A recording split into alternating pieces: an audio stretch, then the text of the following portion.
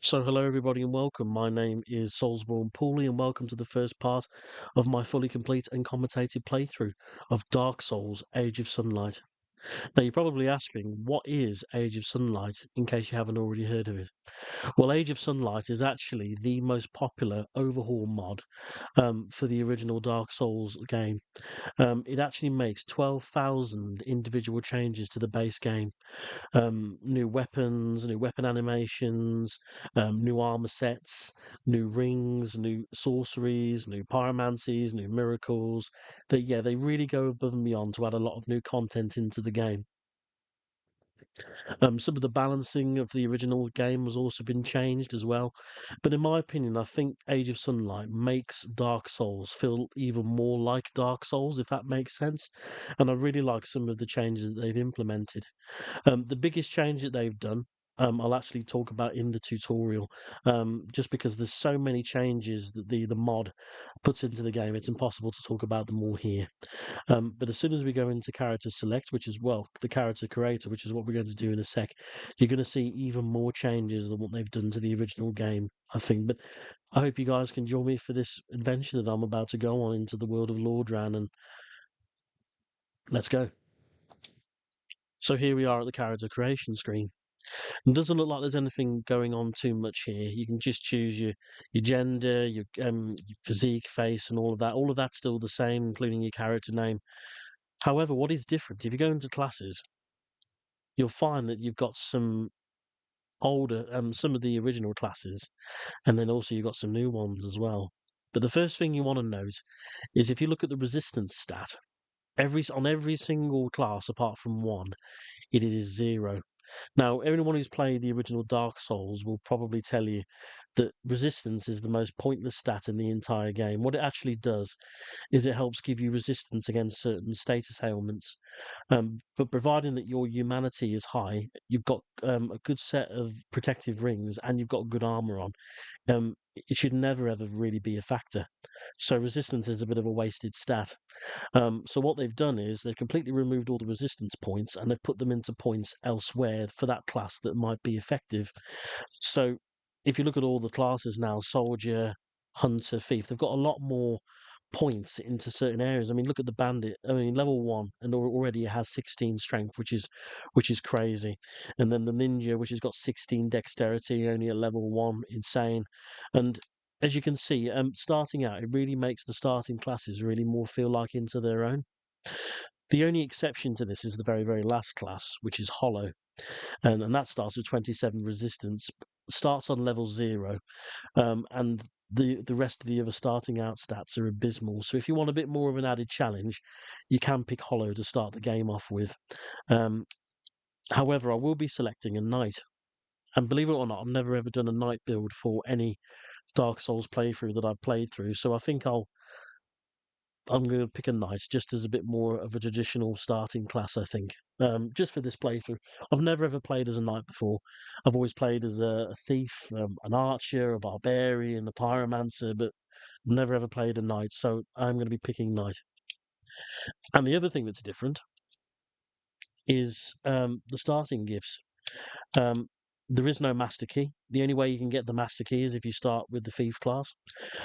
Everything else is entirely different, though. You can start with some souls to give you a large amount of souls, some coins that will help increase your item discovery. You can start with some upgrade materials and titanite shards. You can start with some resin just to give yourself some magic damage on your weapon. There's a lot more variety when it comes to starting gifts. However, what I'm going to be choosing is the challenge stones. These enchanted stones, which can be used to provide additional challenges. Um, they aren't active until you activate them in game. So just because you've selected them doesn't mean you necessarily have to use them once you're in the game. I have also forgot to mention on my knight build, I'm actually using the iconic Demon Souls fluted set. I have actually downloaded it as an armor piece for this game, and I will be playing through it because I think the fluted set's even more iconic than the armor set for this game, the knight set for this game. So I'm going to be playing with the fluted set for this playthrough. I'm just going to complete my character's characteristics, and then I'll see you at the very, very start of the game. So here we are at the very start. And then the first things that we'll get in our inventory as soon as we start the game is the challenge stones. Let's just have a quick look at them before we start out. Now, depending on what starting class that you start out with, you will also get a series different set of starting items. So if you do start with the thief, you'll be given some coins just to increase your item discovery rate.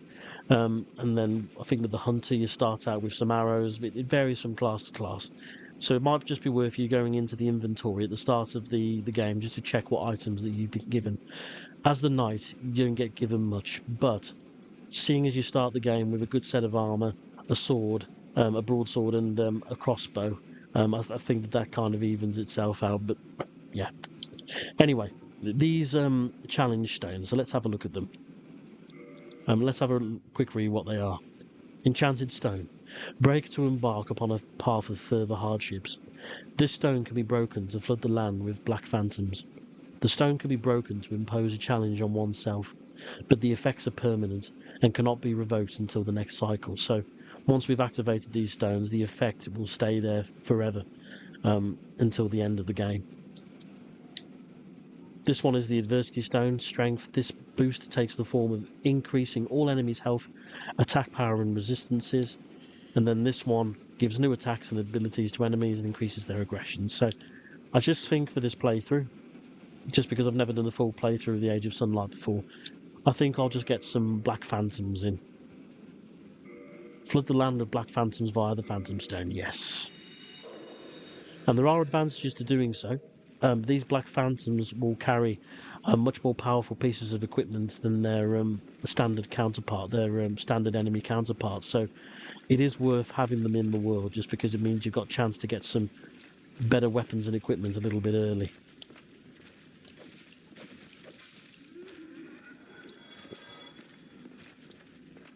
But all of the tutorial is exactly the same. The only difference is that we do have a red phantom coming up here. And it's going to be quite difficult to kill without a weapon. Although if you look, he does have a torch, and the torch can be quite useful as a weapon at the start of the game.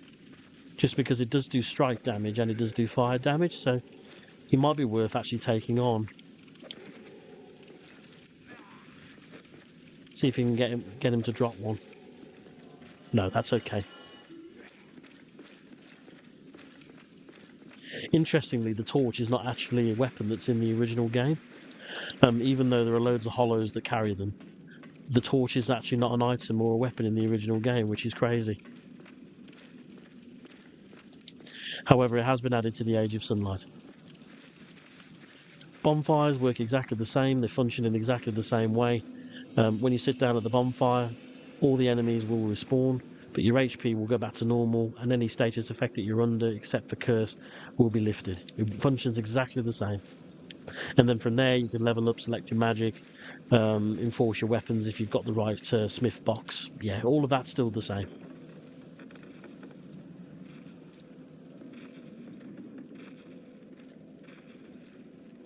Right, so just like in the original, we are going to have to charge through here just because we don't have a weapon to fight the Asylum demon.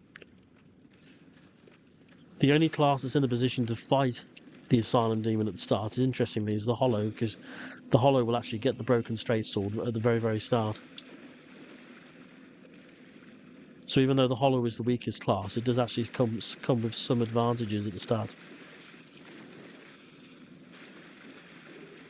Oh, we took that arrow there. One of the changes that the mod makes is that arrows are a lot faster than the original. And you can see there, we just got tagged by that arrow because I wasn't quite ready. But yeah, projectiles are a lot faster.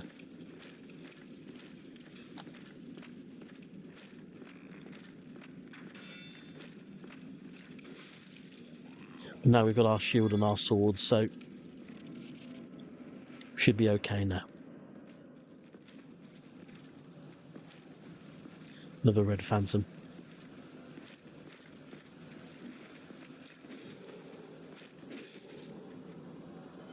Another change to the game is that the heavy attack, the R2s, are buffed. They're a lot stronger now in this game.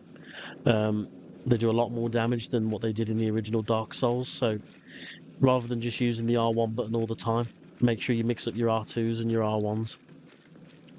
It's particularly good with the broadsword, just because with the broadsword you get a nice sweeping attack, so it's really, really good for mobs. And with the buffed damage to the R2, the broadsword I think is even better. And not that it was a bad weapon before, but I think it's even better now. Yeah, just be careful going up those steps. Just make sure you remember to let that boulder fall down. You'll be surprised just how many people forget about that boulder. But we need to trigger it just to get to Oscar here.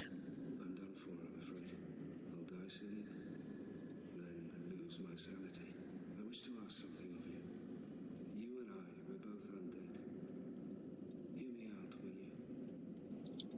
Regrettably, I have failed in my mission. But perhaps you can keep the torch lit. There is an old saying in my family. Thou who art undead art chosen. And thine exodus from the undead asylum maketh pilgrimage to the land of ancient lords. When thou ringeth the bell of awakening, the fate of the undead thou shalt know. Well, now you know. And I can die with hope in my heart. Oh, one more thing. Here, take this. An Estus flask. An undead favorite. Oh, and this. Now I must bid farewell. I would hate to harm you after death. So go now, and thank you. So after we finish talking to Oscar, we will be given the Estus Flask. Now, the Estus Flask has been changed in the Age of Sunlight mod. You'll notice when you heal now, it'll take a little bit longer than usual. The recovery animation will be a little bit longer. So you definitely want to be a bit more careful where you choose to heal, just because you'll be a lot more vulnerable than what you were before. Right, so this is the last bit of the tutorial. Probably the most important change in the entire mod. We're just coming up to a little bit in the next few minutes. But probably one of the most important changes to the entire gameplay of this game is coming up. So, but I'll wait until we get to it.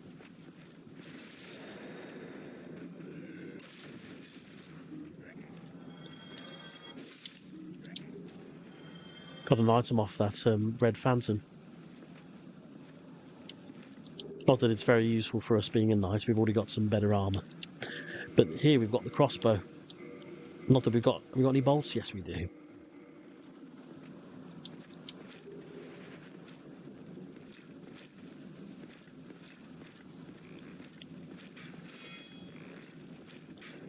As you can notice in this knight armor, we are incredibly slow. Our equip weight is very, very high, which means it's going to make us a little bit slower. However, in the Age of Sunlight, heavier builds definitely can work a lot better now. And the reason why is because of this. Before opponent's attack lands, you can do something called a perfect guard. Perfect guarding will block all physical damage. So this is very, very similar to the deflect mechanic that's in Sekiro Shadows Die Twice. If you block just as an enemy attack lands, you can mitigate all of the physical damage. And they've put that into this game. Perfect guarding improves the shield's ability to deflect attacks and reduces the stamina cost of blocking attacks. So you don't even need to have a shield equipped to do this. You can actually two-hand your sword and you can still block, do a perfect guard and still block the enemy's attack with 100% efficiency. I'll show you. So as long as you time it just right, you can still play two-handed and not have to use a shield. Just note, however, that shields have been nerfed as a result.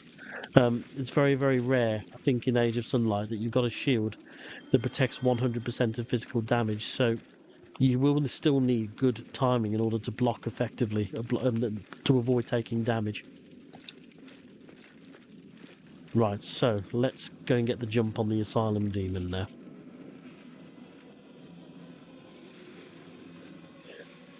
But that kind of change does benefit a heavier build, because as long as you've got the ability to block at the right time, it doesn't matter too much if we can't roll around the opponent. Because in the original game, being mobile and being able to get around your opponent is so important. But ever since this change, I can find you can play a much heavier build now and not be punished as hard for it, providing that you've got good timing with your blocks.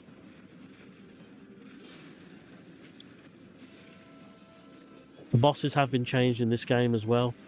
The Asylum demon does have some new attacks, and some of the bosses do actually have a second phase now as well. So because we're perfect guarding here, even with that huge club of his, we are going to have to dodge that attack. Even with that huge club of his, he can't cause us any damage at all. Apart from that attack there, you will have to roll out of the way for that one. As long as you perfect guard, it will knock us back, but we won't take any damage at all. And then the Asylum demon's down. One boss of many in this game to go. And this is only the start. Another change that's been implemented in the Age of Sunlight is as soon as you defeat a boss, it will automatically give you the soul of that boss. This is only relevant when creating boss weapons.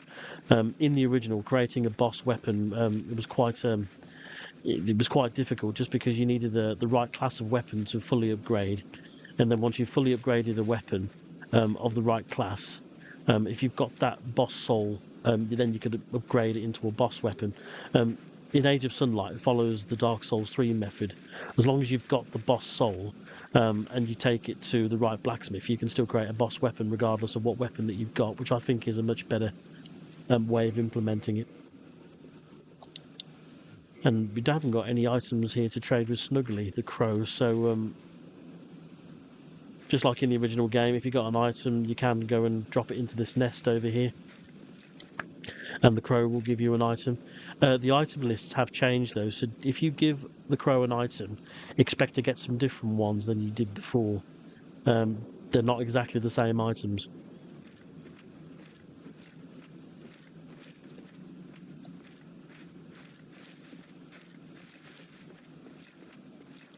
And now it's time for the game to really start.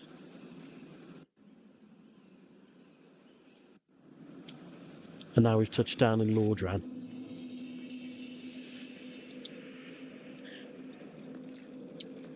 This bonfire, just like in the original, is kindled, so you will find that you will get more Estus flasks than usual. We will still have to unlock kindling the same way, by going into the catacombs. But as you can notice, we've been given 8 Estus flasks here rather than 10. Kindling has been nerfed in Age of Sunlight, so every time you kindle the flame, you will get 3 extra flasks rather than 5. Just bear that in mind. You won't get as many Estus flasks. Right, now if you've activated the Phantom Stone, there is a secret crystal lizard over here, and will give us some really valuable upgrade materials. This is why selecting the Phantom Stone is quite good, just because there are more crystal lizards available for you to get some rare materials off. Right, so let's go and grab all the items in Firelink. We will do the graveyard run as well, although we are going to be doing it in quite heavy armour, so I'm not sure if I'm going to be able to outrun the skeletons. We'll try.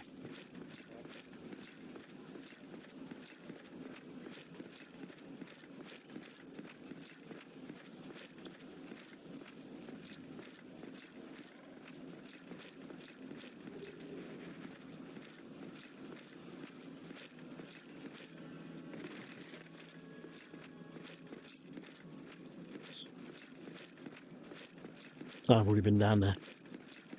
Get these fire bombs equipped. And homeward bones, actually. There we go.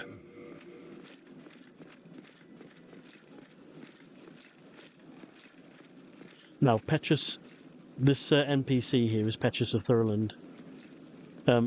He functions exactly the same way. There's nothing new with his dialogue. He will sell you miracles as well once you've joined the Covenant. Sorry. The knight starting the game is already part of the Way of White Covenant, so you haven't got to worry about signing up to the Covenant. You're already in. Oh my. Oh, I have wood. But he will sell Very well. some other items other than these miracles. And a lot of the merchants in this game do have some new items that weren't in the original game.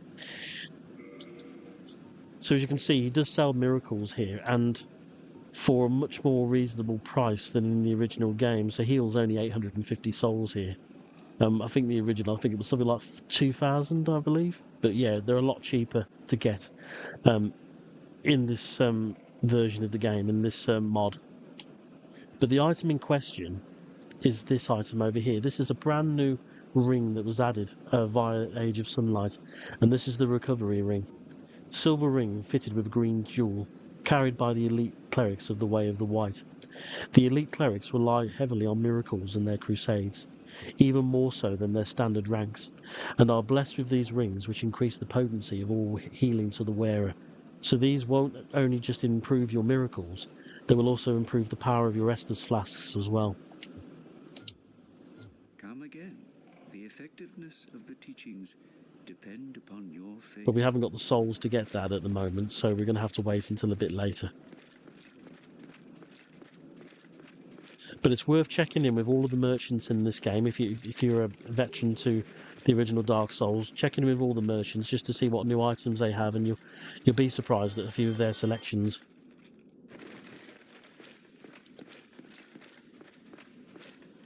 I've just got a ton of souls then, why?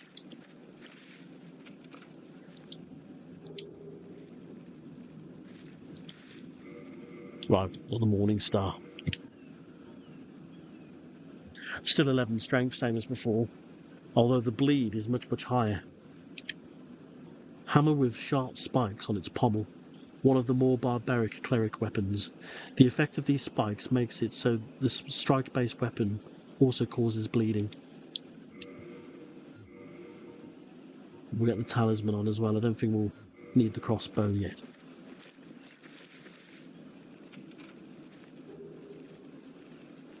There are new miracles in this game as well as new sorceries and new pyromancies, and this is one of the new miracles. This is actually in Dark Souls 3, and it's found its way into this game, so you need 17 faith in order to use it. Miracle of the Way of the White. Throw a divine magic discus, which slices into foes and then returns. The miracle can be effective against multiple foes or enemies with shields, as the discus can slice your enemies and then return to attack from behind.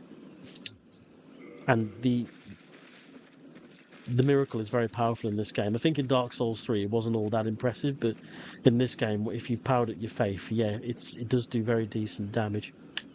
Right, so it's time to do the graveyard run now. So I'm just going to quickly grab every single item in this graveyard. Although I am in heavy armour, so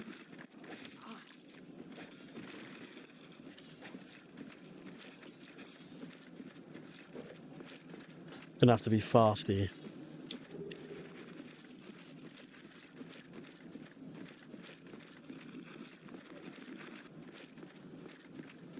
I think it was the Red Phantom Skeleton that died here. That must have been the 750 souls that were appeared earlier. That was fortunate.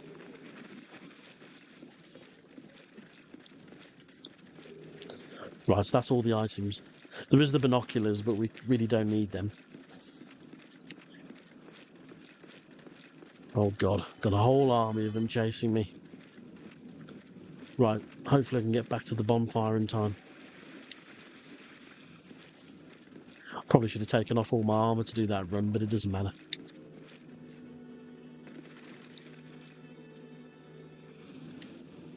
Right, let's go and have a quick chat to the crestfallen warrior before we start, see if he's got anything new to say. Well, what do we have here? You must be a new arrival. But the Crestfallen Warrior will give you some cryptic clues about where you are to progress the story of the game. So if you're unsure about what you need to do next, always come to this NPC file link and he'll kind of point you in the right direction. I say kinda. It's still very cryptic. There are actually two bells of awakening. One's up above in the Undead church. The other is far, far below, in the ruins at the base of Blight Town. Ring them both, and something happens. Brilliant, right? Not much to go on. But I have a feeling that won't stop you. So, off you go. It is why you came, isn't it? To this accursed land of the undead. Right, so now we're ready to really begin our adventure. I have equipped the talisman. I'm probably better off equipping the crossbow, to be fair, just because I don't think we've got enough faith to make any any miracle work yet until we've leveled up. So we'll stay with the crossbow for the time being. The great thing about playing as a knight as well, there's so many different weapons you can play as, and to be honest, if I did want to do a full playthrough of this mod, I did want to do a class that has a lot of weapons to play with rather than having to specialise in a certain class of weapons. So that is another reason why I picked the knight class. One thing I forgot to mention earlier, if you are going to play this mod, for God's sake, please make sure you're offline. Just because if you are playing this online, you will actually get banned. The reason why is because of anti-cheats and whatnot, because Bandai Namco are trying to stamp out all the cheaters that are obviously in the Dark Souls and whatnot. If there's any person that goes in with a modded game, they will get automatically banned as a result. So just bear that in mind. Even though Age of Sunlight doesn't confer any like multiplayer advantage whatsoever, just make sure that you switch the mod off if you want to play online, and make sure if you do play with the mod that you are offline when you play it. In terms of NPC invasions, there's actually quite a few of them with the Age of Sunlight mod. So don't think that you're missing out on the opportunity to be invaded or to do some co-op. The mod actually adds quite a bit in if you want to go out of your way to look for it. Battle axe, nice.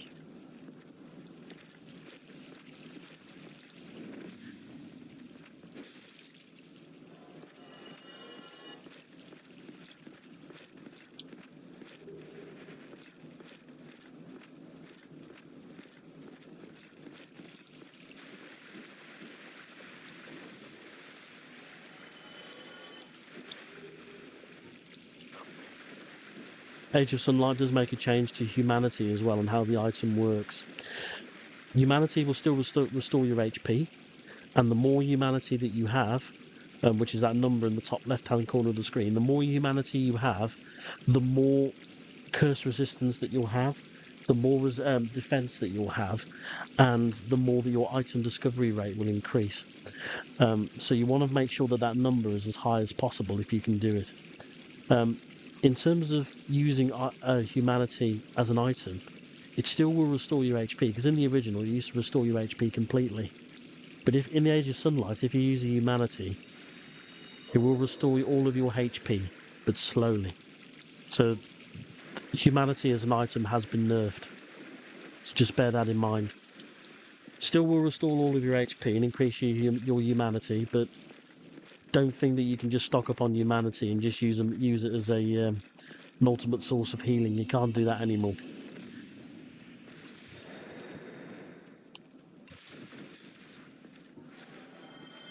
Because if you have enough humanity in the original, you wouldn't even have to use your Estus flask at all.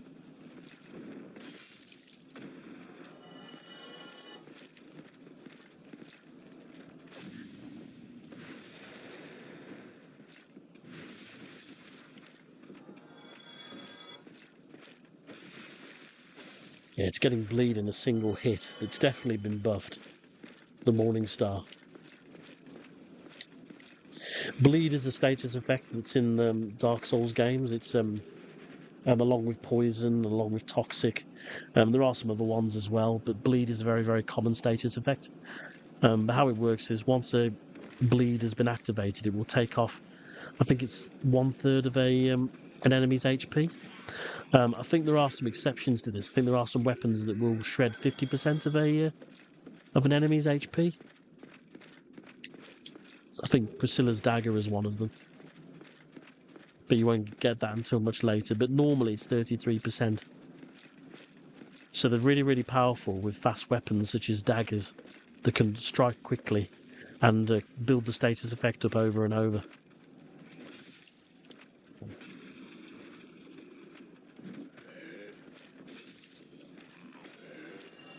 Forgot to mention as well, with parries, the Age of Sunlight has kind of nerfed them slightly. When I say nerf, if you do miss a parry, the recovery animation will be longer. So if you do miss a parry, as you can see, I'm trying to press forward with my character, and you can see how long the recovery animation is. So if you are going to parry, make sure that you're confident when you do so.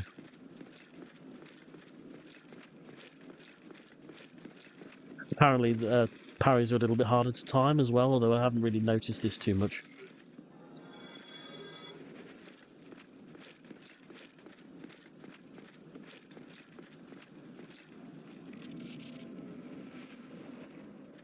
But now you've got the perfect guard feature in the game, parrying is actually a lot less important.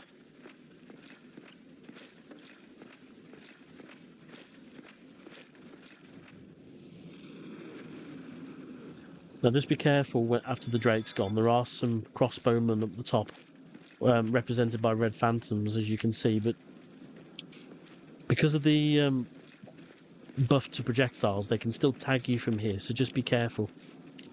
It's better just to court the enemies to come over here, and then you can take out the crossbowmen in a second, but try not to stand out in the open.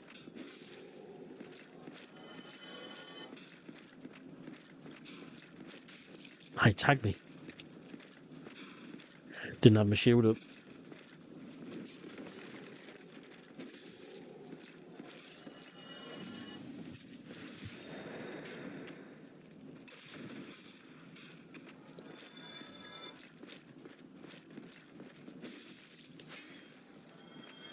And there's our bonfire.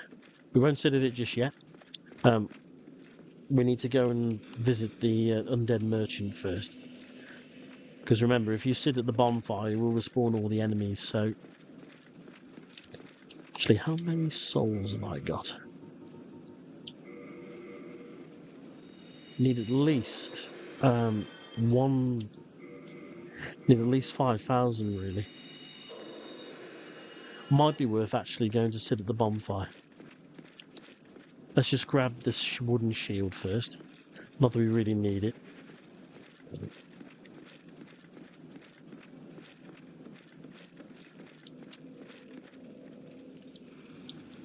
We won't level up just yet.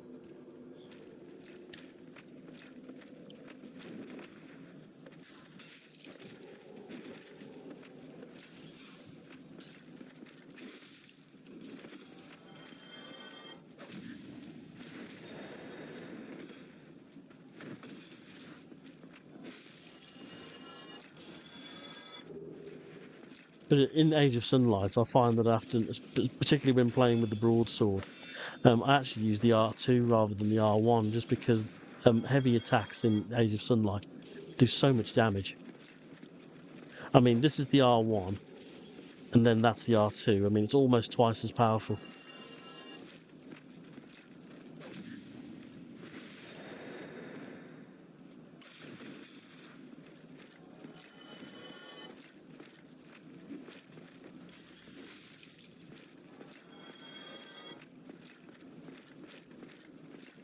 Now, for these spearmen, veterans will know how to deal with them, but in case you're new, breaking through their shield when you're one-handing your weapon is quite difficult. So what you want to do is kick the shield away and then hit them that way, or you can just plow on them. That was bad timing. you can just wail on them as long as you're two-handing your weapon, and you'll actually break through their guard a lot easier.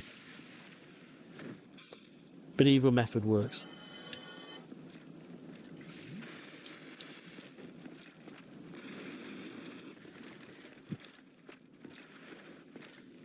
Now, the Undead Merchant is a really good place if you want to get a lot of weapons, particularly if you're playing a hollow build, or you don't really start the game with many items or weapons.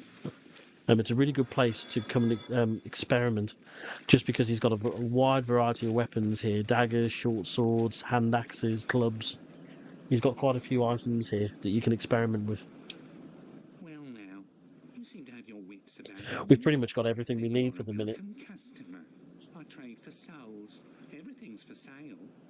However, there is an item that we will need to get. And just like with Petra's, there is a very special ring that we need to buy that's been added to this game, which I'll get in a moment. Firebombs are only 25 souls a piece, so it's worth stocking up on a few. The residence key we will need. And then this is the item that I was referring to. This is the flourishing ring. Ring made of an ancient tiny green jewel. Grants increase to maximum stamina. This ring is part of a matching pair, and its green gem symbolises persistence. So yeah, if you've got 3,200 souls, easy purchase. And that will boost our stamina. It won't boost your carry equip load, but it will boost your stamina.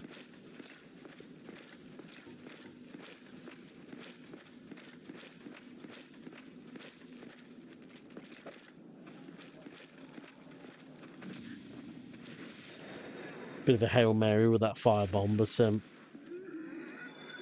sometimes I like to throw one over there just to catch all four of them, but my aim's a little off. Yeah, my free aim's a little off. Normally my aim's a bit sharper than that, but it has been a while.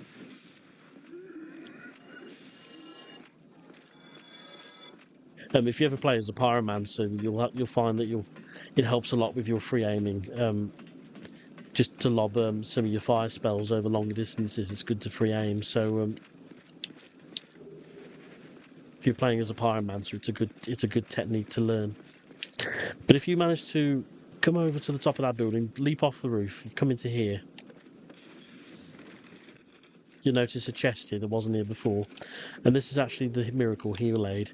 Now this miracle is in Dark Souls 3. It's a very, very cheap spell. I think you only need, let's have a quick look. You only need 9 faith in order to use it. But it slightly restores HP. So if you're ever in a bit of a jam, run out of Estus or whatnot, then heal aid can be really, really useful for very, very little investment on your faith. So if we only level up in faith one more time, we can actually use it. But we're going to put some points into other stats first before we level up faith. Or I haven't even made up my mind whether I actually want to dive into being more of a paladin or a knight. I haven't made up my mind. Will this damn will this bloody hollow get off me? So Dark Souls and the classic ragdoll physics. It's some of the ragdoll physics have actually been changed in this mod. So if you dual wield a lot, you'll notice that the enemies will fly around a lot more when you kill them, particularly when you're dual wielding. Dual wielding has actually been heavily buffed in this mod as well. If you put a weapon into your offhand, it's almost as fast as your regular hand, so you can do some really crazy stuff having a weapon in the offhand. You can make some really good combinations of attacks. So you can have a dagger in your offhand, which is really, really fast, and then you can have a spear in your regular hand, and the two complement each other really well because one's got really long range, and then one's very, very short, but is very, very fast. If you are going to dual wield, just make sure that you use a different variety of weapons and they complement each other well. It's not something that's in Dark Souls. It's more for fun, dual wielding, but in games such as like Elden Ring and Dark Souls 2 and on, well, sorry, Dark Souls 2 and on with power stancing, I think that's when dual wielding gets a lot better. But in this game, it's a bit of a novelty. Right, so where are we going to put our points?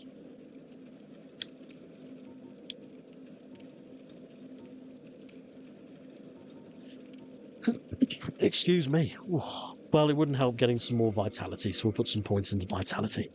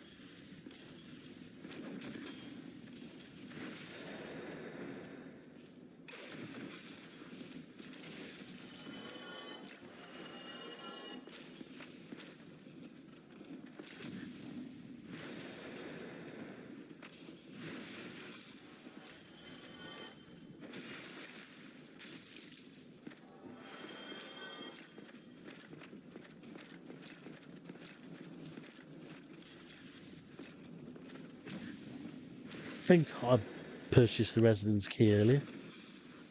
But in the burg here, there are some items that will help with the next boss, which is the Taurus demon. And one of these items is actually down here. It's no longer in that corner. They've actually moved it. It's actually over here now. Get yourself some black fire bombs. Good idea to save them for the boss. I wouldn't use them on any of the trash mobs that we're going to be going through on the way there. We can use our regular fire bombs for that.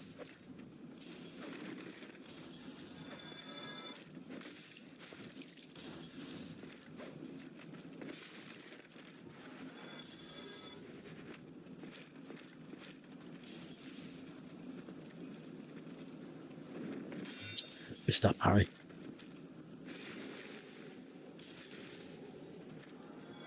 Right, now there is a crystal bug up top, but I don't think I'm going to be able to get to it in time. I'll try.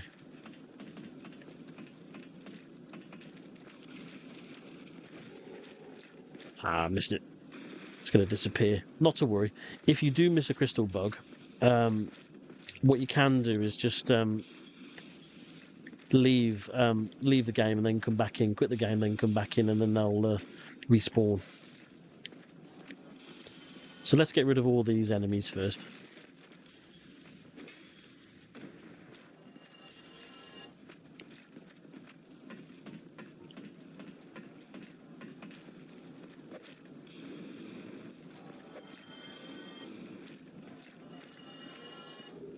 I've got both my fire bombs back. It's almost like the game knew I wanted to use them there. Right, so let's come over here. Let's quit the game. Let's go back in, and then the crystal lizard should be back. Yes.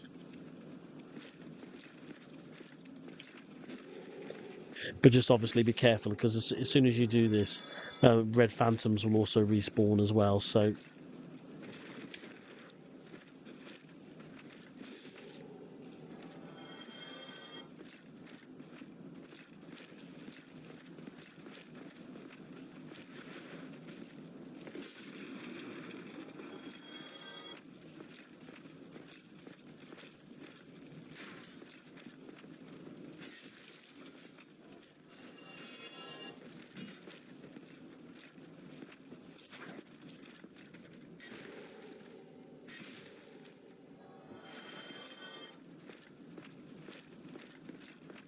Right, let's get this house open. just because there is another important item in here that we'll need. Gold pine resin.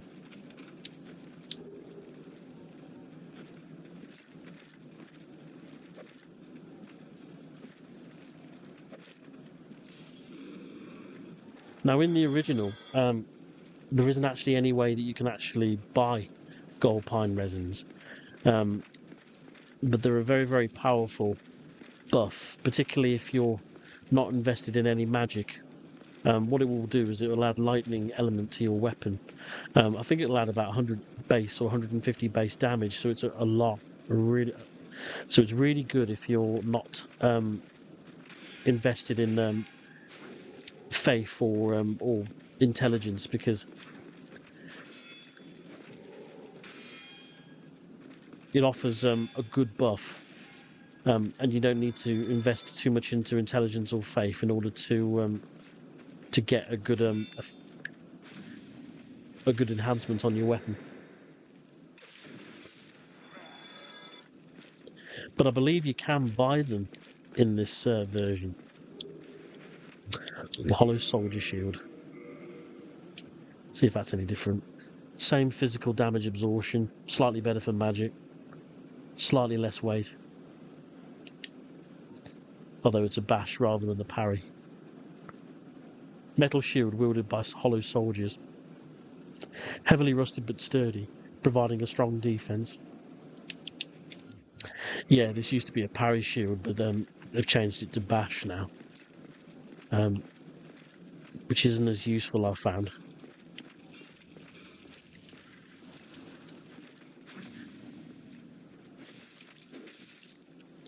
Now, there is actually an item down here.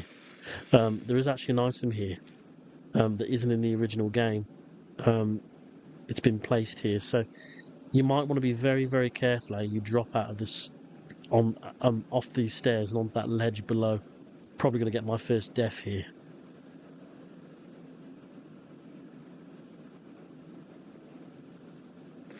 Oh, that was close. That was close.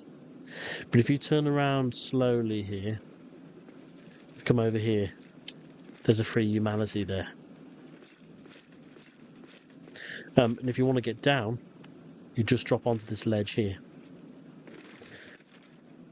Now you can equip and use the gold pine resin here, just because there is our very, very first Black Knight is here. And Black Knights are no joke. They are nothing like the enemies that you fought so far. They are the spirits of Lord Gwyn's guardsmen that followed him into the kiln of the First Flame. And now they're just left to wander Lordran in pursuit of a worthy challenge.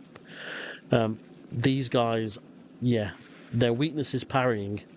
If you've got a good sense of parrying, you can trivialise them a lot, but all of the different knights have got different movesets with different weapons with different movesets. So all the parry timings are different. But don't underestimate these knights.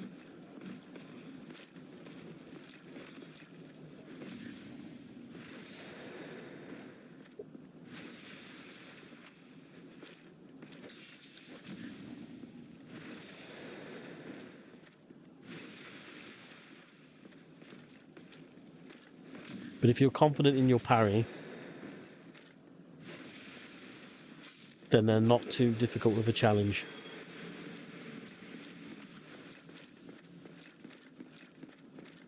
If you are going to take it on and you're not confident in parrying, probably lead it back to where the open up there, and then you'll be able to get around the knight a lot easier and get a backstab on it.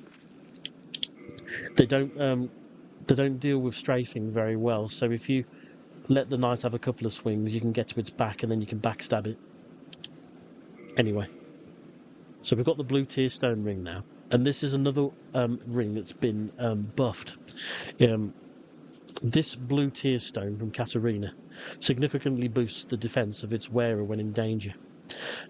In the original base game, it used to increase defense by 50%, which is okay.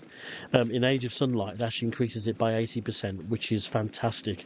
I've actually wore this just because I didn't have any other ring to wear, and it saved my life God knows how many times. So Yeah, don't turn your nose up at it. 80% boost when at critical HP is nothing to sneer at. And with the red Tearstone Ring, it actually increases your attack.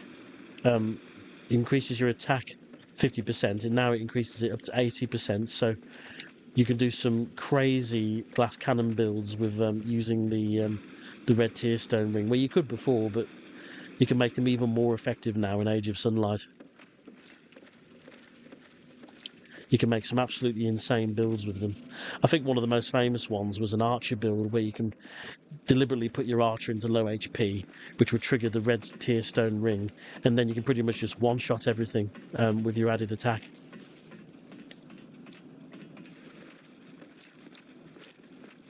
And because you're an archer, and you keep your distance, enemies will have a tough time damaging you. So it's quite an effective build. Right, but anyway, this is where we encounter the Taurus Demon now. Now, the Taurus Demon actually has a second phase once we get it down to half HP. So there are some new surprises here waiting for us in terms of its moveset. If you've got a lot of firebombs and you're confident with free aiming, which I'll show you how to do in a moment, we will get the black firebombs equipped as well. Can use throwing knives too. Forgot to mention throwing knives have been buffed as well in Age of Sunlight. They actually inflict bleed now as a status effect, so they are a bit more useful than before. But all of your throwable consumables are really handy if you don't want to get too close to the demon. But anyway, I'll show you. So let the demon fall off the bridge, and then you can free aim your firebombs here. The Taurus demon is quite a big target, so you can use the right analog stick and the camera just to try and free aim your firebombs into the demon. If you lock on and do it, you'll find a lot of your firebombs will miss, so it's better to do it free aim if you can do it. So this is the Taurus Demon's second phase now, and he's got a lot more, he uses chaos magic on you.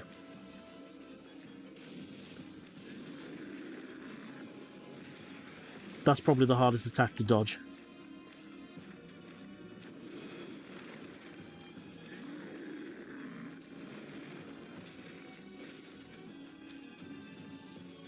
If you are a knight build such as me, don't be too afraid to go toe to toe with him if you're confident with your perfect blocking. As long as you got the timing down, even though he's got a massive two-handed axe, it didn't take too much off our stamina bar. And then that's the Taurus Demon down. Unfortunately, he didn't drop his axe or a. Sometimes he will also drop a Chaos Titanite gem as well, so you can infuse a weapon and make it fire elemental.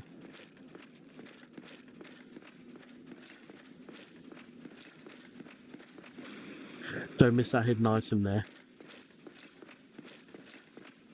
And then now we're about to meet probably the most beloved character in all of Dark Souls. Not that we really have a need to talk to him, really, just because Solaire, the only thing that Solaire does is give us the white soapstone, and because we're not playing multiplayer, we don't have a need for it, but we will go and chat to him anyway, because he's awesome.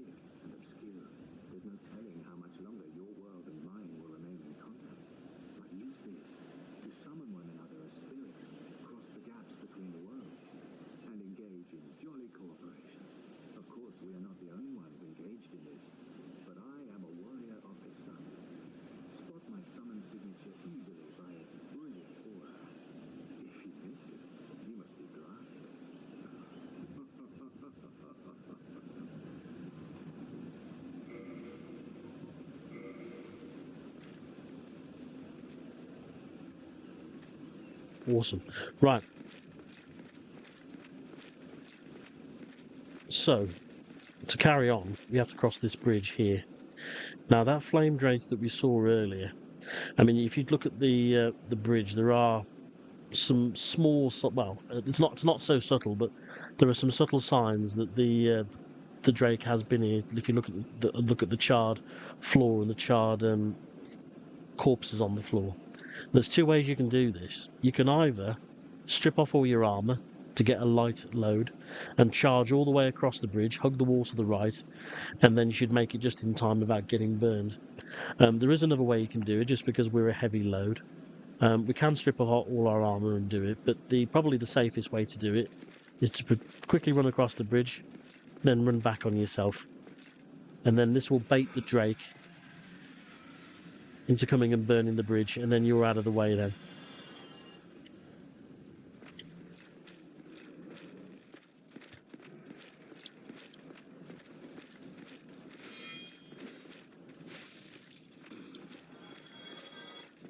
Quickly make your way across to the right, and there is a set of stairs.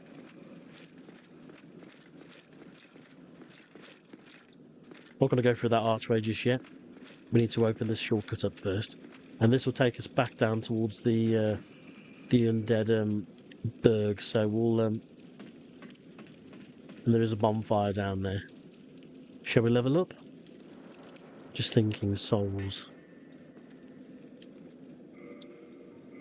No, we'll hang on to them actually. We'll hang on to them. We'll carry on. Famous last words.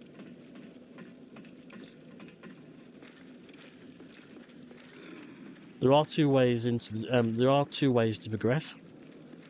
You can come under here. There's no items under here. So how did he die? Oh, he must have got flamed by the dragon. One thing to note, if you are going to go after the Drake sword, the dragon will flame under the bridge, so don't think that under here will be safe. What you can do in the original game, just to get one of the best early weapons of the game, is you can shoot off the tail of that Drake there from here using the bow, and once it gets enough damage it will drop the Drake sword, but we're not going to bother with that, just because I really don't think that we need it. But just be careful, in Age of Sunlight the dragon will breathe fire under the bridge and it will do a lot of damage to you, so make sure that you're just running and out of the archway there if you are going to do it that way. But what we're going to do is come up here. Make sure you hide behind this wall here and stay behind this wall here for the moment. Now the Drake's going to lose patience and it will come and fly and land on the bridge. As soon as he does that, run between his legs and then run straight into the church. And as long as we've timed it right, he shouldn't harm us here. Shouldn't harm us. We've got to be fast here. Come over here to the right. Don't sit down at the bonfire yet, just because the Drake might shoot fire into the church. But as soon as we're over here, he will fly away. Some dragon he is. Big wimp.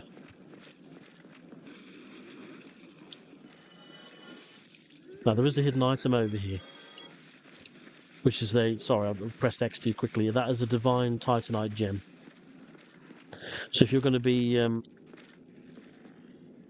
using a faith-based class, then that's a good weapon infusion to use, is divine. It will make your weapon scale heavier with faith. But come and grab these items over here, and now the dragon is gone, we can pick up Old Reliable, the Claymore. And the reason why it's called Old Reliable by many players is because it's one of the best weapons in the original game of Dark Souls. For a great sword, it does really good damage. It has a very, very versatile moveset. It's just an all-round really good weapon. You can make it enchanted, or you can make it divine, and it would still perform well. So no matter what build that you had, a Claymore, provided that you got the right infusion on it, would always serve you very well. They have nerfed it a little bit in this version. As you can see, it's 16 dexterity now required to wield it. But if you've got the stats and you're willing to just put a bit more points into dexterity over strength, then the Claymore is a good choice. The Bastard Sword, which is the counterpart to the Claymore, which is another great sword, in this has a speciality in strength. And we will get picking up a Bastard Sword from Andre a little bit later on, so I'm going to hang fire on that.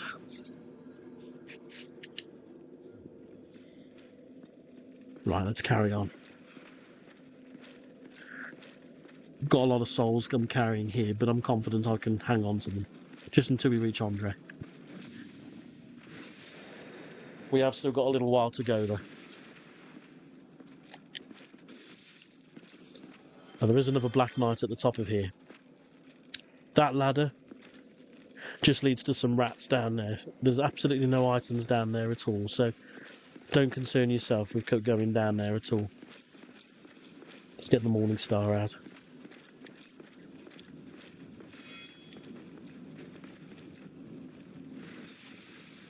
Morning Star is a good weapon against knights just because it's strike damage rather than thrust or slash. They tend to be better against armour. So a mace or the Morning Star are really good weapons against knights.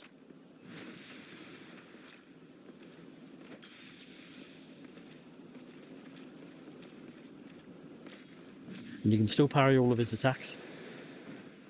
But there are different timings just because he is using a great sword. I didn't think he was dead then. I thought I was just going to casually walk away, and then he was just going to appear behind me then and just backstab me. That was a bit of a jump scare.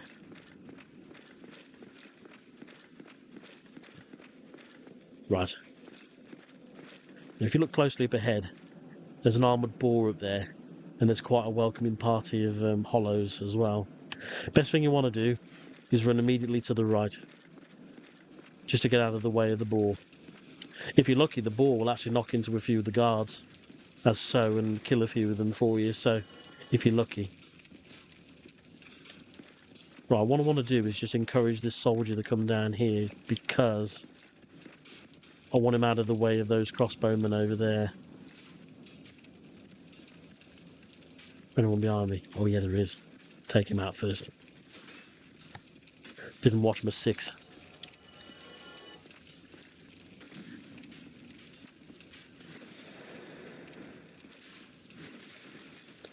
Right, now they're taken out.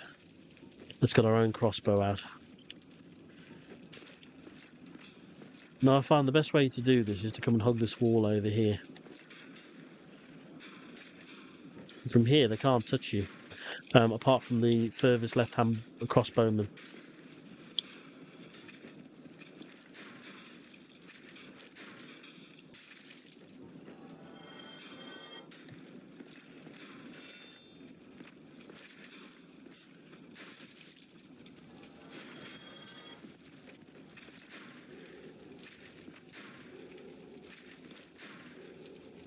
Yeah, if you keep tapping left bumper, you shouldn't be able to get a shot off on you.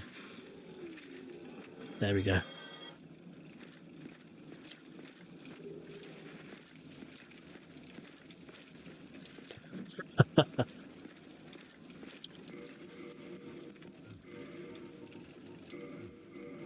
Right, if you've got one of these alluring skulls, you can kill the boar by just throwing one of them into the fire. Because the alluring skull will attract certain enemies towards it, and then the boar will stupidly kill himself by running into the fire.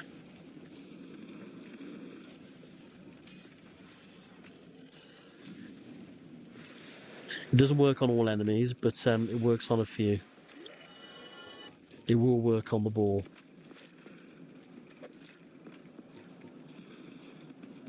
Not the only way to kill him, you can do a plunging attack on him as well.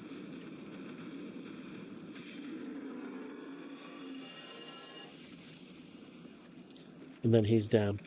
If you come over here, you will actually find the mystery key. Now, the mystery key isn't actually here in the original game. In the original game, the mystery key is actually in a dungeon. It's where we've got to go very, very shortly. But the location has been changed. So if you are playing Age of Sunlight and you're not sure where to find the mystery key, that's where you can find it.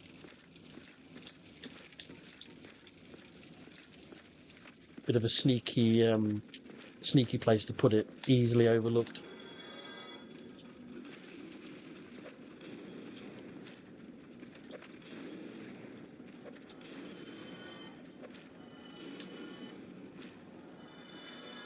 The alluring skill will work on hollows as well. So if there's a lot of hollows in that room, you can use the alluring skill just to get them to group up, and then you can toss a firebomb onto them.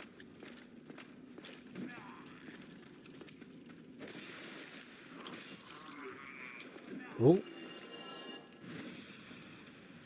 close.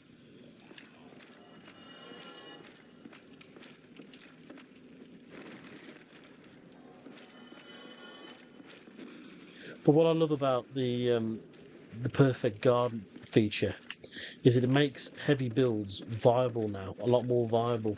Because normally in Dark Souls, having a heavy build is sometimes always a death sentence. There are ways of making it work, but most of the time you're at a massive disadvantage if you're wearing quite a bit of armor. Just because your rolls are a lot weaker, but because you've got a feature in which you can completely mitigate damage if you've got the finesse to do it, I really, really like. Because normally picking the knight at the start of the first Dark Souls. I mean, if you're playing Dark Souls 3, the knight's probably one of the best classes to start as. But in Dark Souls 1, the original, the knight's probably one of the worst, just because you'll always start with a heavy. You'll have a heavy equip load and be a very slow roll. Right. Let's see if we can get the jump on this guy.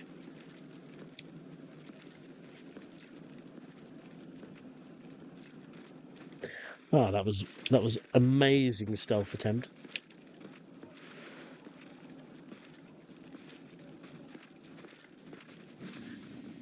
Ah, parrying him works too.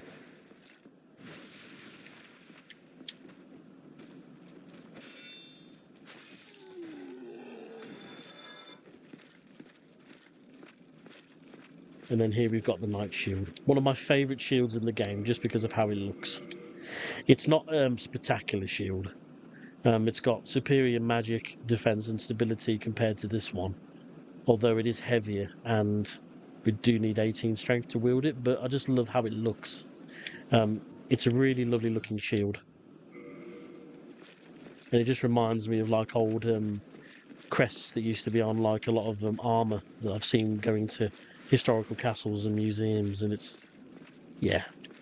a knight needs to have a crest, a crest of arms.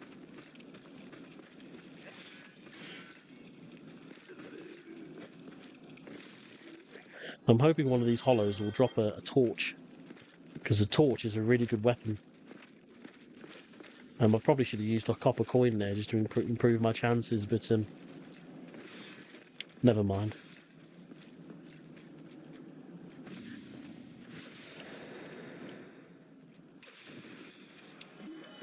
Ah, spear, good. I think we've got the winged spear, actually. We picked up in the graveyard, so I don't think we'll be using the spear, the standard spear.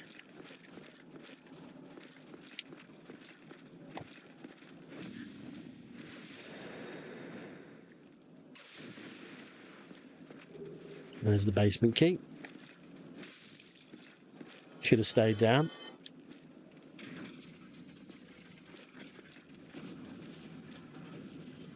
Got a bit more humanity to use, so let's use a little bit of it, just so we can get our item drop rate a little higher. 2 Boulder Knights.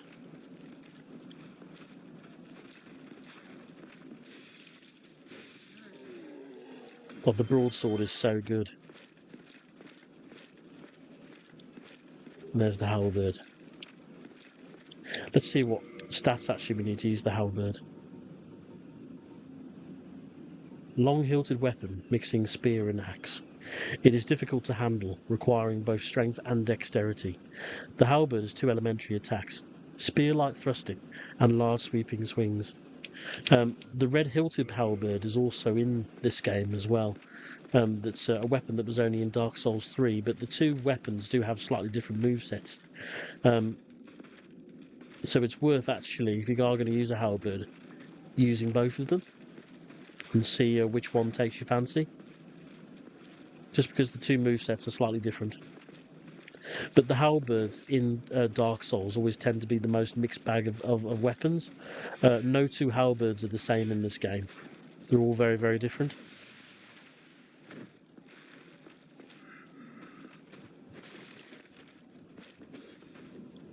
Right, when he holds his sword up like that, it means he's ready to counter with a parry. But if you do a jump attack, you can't parry those. So if he holds that stance, make sure you do a jumping attack, which is forward and heavy attack at the same time. You almost click them together like a button.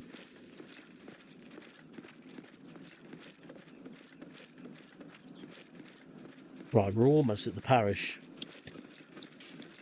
Slow that parry.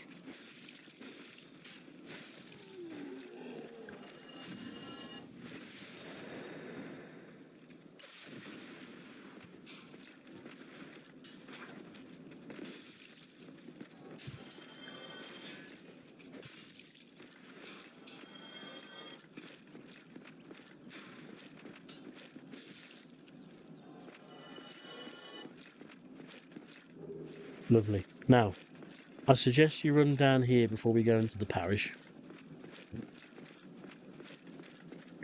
Just because we can actually upgrade our weapons and get a few more. Let's stock up on some souls here. There's also a bonfire in here as well, so there's no reason why you shouldn't come down here first.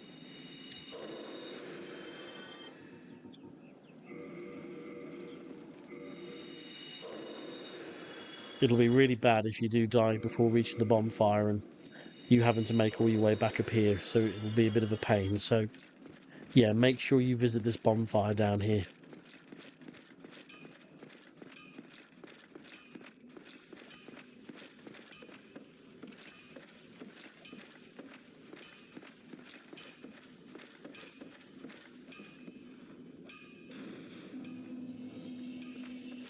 Then let's go and see our friend down here, Andre of Astoria. Another very famous NPC character in Dark Souls. Well, you must be a new arrival. I'm Andre of Astoria. If you require smithing, then speak to me.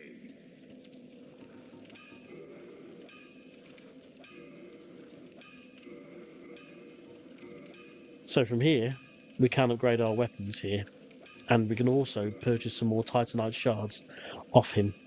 Now, in Age of Sunlight, weapons only go up to +10 rather than +15 like they do in the original. So Titanite shards only take your weapons up to +3 in this, rather than +5. So just bear that in mind. But in terms of the weapons he has got a long sword. Slightly different than the broadsword. The long sword does have a thrust for its R2 instead of a sweeping attack, so it is slightly different.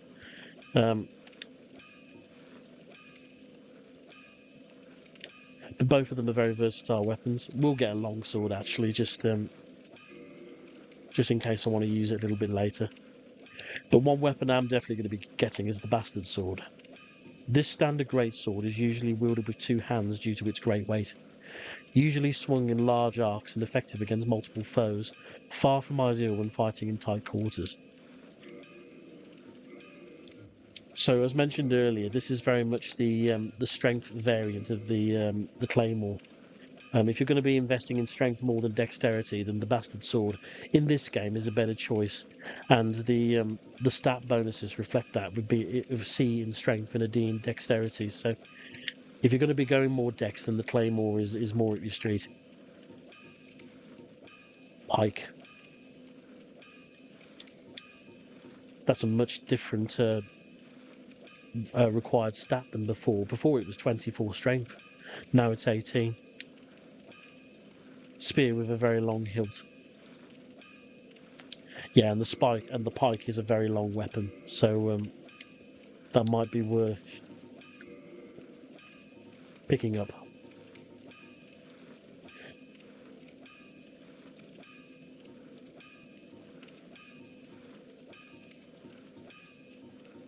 Now the Cadeus Kite Shield and the Tower Shield used to be exactly the same in terms of stats, but they are slightly different now. Cadeus has got better magic resistance, but the Tower is better everywhere else. And instability, so no, we'll stay with the on the Cadeus is slightly lighter as well. Okay, we'll stay with the same. Right, let's see what we can reinforce here. So let's reinforce our broadsword. It's served us very well so far.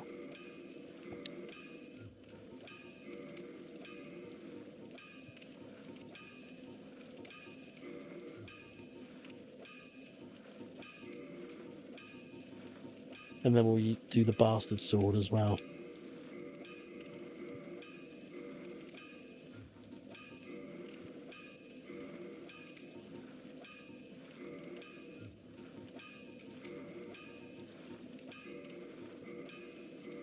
Where's the Morning Star? Oh, we haven't got enough souls. Don't get yourself killed, Knight.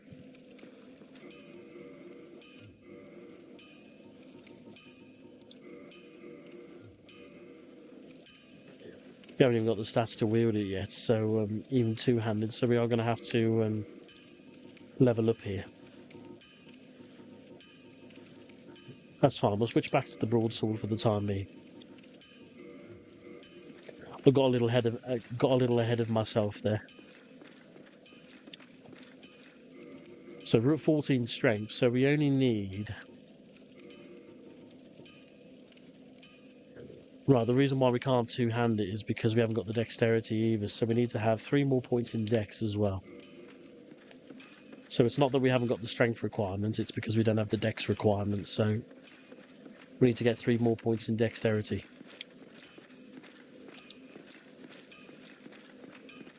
But anyway, we've got some upgraded weapons now anyway.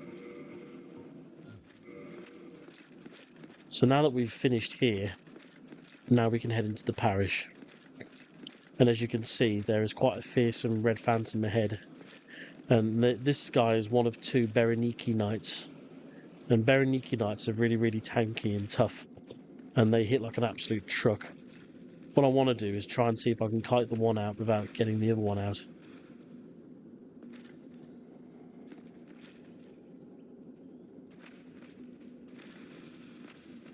And I've got both of them. Okay, not to worry. They can actually damage each other. So what you can do is that you can kind of get them, well, kind of kite them into attacking each other. But really it's your only shot if you want to fight both of them at the same time.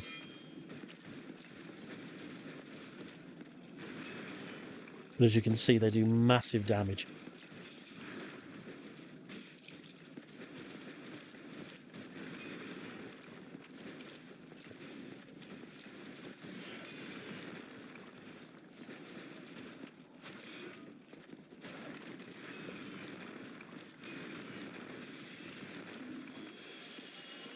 So that one's been taken out.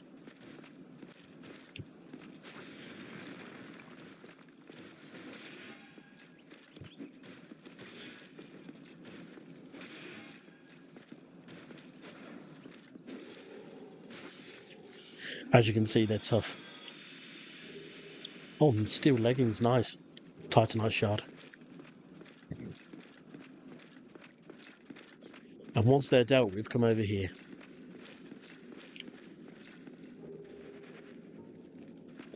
Right, how many bolts have I got? The only reason why I'm asking is because I want to see if I can take out this channeler up here.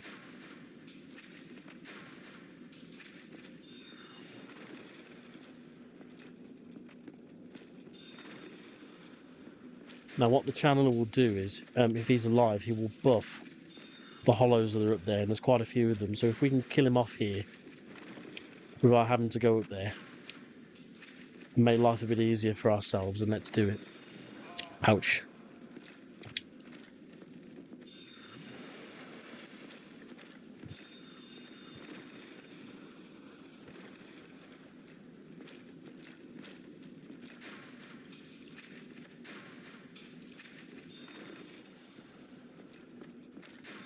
Bit of cheese, but it's worth it just because it's going to be a nightmare trying to deal with him and then all the buffed hollows. Did he just drop an item? Yes, he did. Right, we've got to go up there. If he's dropped an item, we've got to go up there.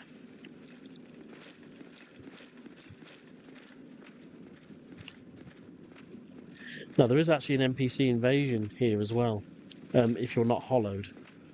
I think I am, actually, so I don't think we'll get it, but I'm going to unhollow myself just to see if we can encounter this this NPC invader.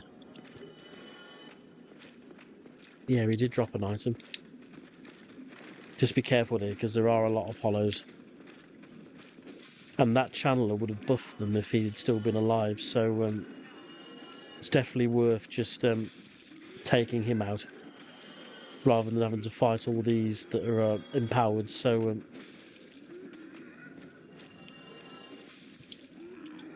Channeler's Trident. Wow. That's a really good weapon, that is. Such a rare find, that is. It's so valuable as well as a weapon, and I'll tell you why very shortly. Trident of the Six-Eyed Channelers. Sorcerers who serve Seath the Scaleless in collecting human specimens. Thrusted in circular motions in a unique martial arts dance that stirs nearby allies into a bloodthirsty frenzy. So if you're playing on co-op and you've got summoned phantoms with you, you can actually buff them yourselves. You can buff their attack power.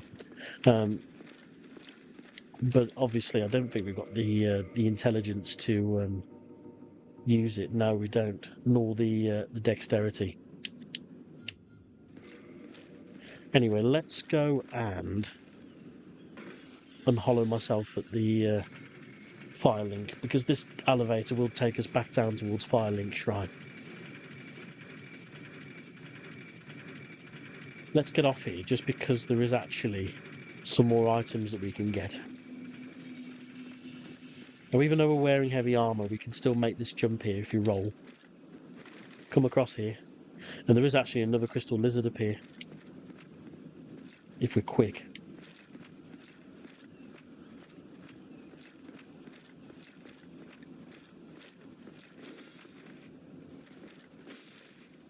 Nice. Now we need to jump across to this roof here. There is a key here that we'll need to use back at the Undead Asylum a little bit later on. And then we'll jump across to here. And then just like that, we're back at Firelink. And one of my favourite things about Dark Souls is its interconnected world. Just like that, we're back at Firelink. Even though we've spent a bit of time trying to get up to the castle. We can just go down on the elevator and then we're back down here again, and you'll be surprised just how many areas of the game are actually linked together, where you can just go through an entire area and then you'll just pop up in somewhere that you've already been. And I think that's why a lot of people love Dark Souls, its world particularly, and just how well it's all interconnected together. And it takes a lot of skill in order to craft a world like that. So I think the developers have to definitely be praised for doing that. And not only that, anywhere that you can see in this game is somewhere that you can actually go. You can look off to in the distance. So the top of there is actually the top of Anor Londo. It's the side of Anor Londo, and then we go across that bridge there, and then that's part of I think that's part of the Great Hollow as well. We can go by visiting underground, but there's going to be places where you're looking at the backdrop, the backgrounds, and you'll realise it, and you'll ask yourself, "Can I actually go there?" And then chances are that you actually can. And that's one of the great things about Dark Souls 1. Right, we really should level up here, because if I want to use my new sword, we do need to increase our stats, and we also need to improve our Estus Flask as well. With that Firekeeper soul that we picked up at the parish, if we come down here and visit a Firekeeper, she will actually enhance our Estus Flask as long as we've got a Firekeeper soul. So our Estus Flask will now restore slightly more HP than what it did before.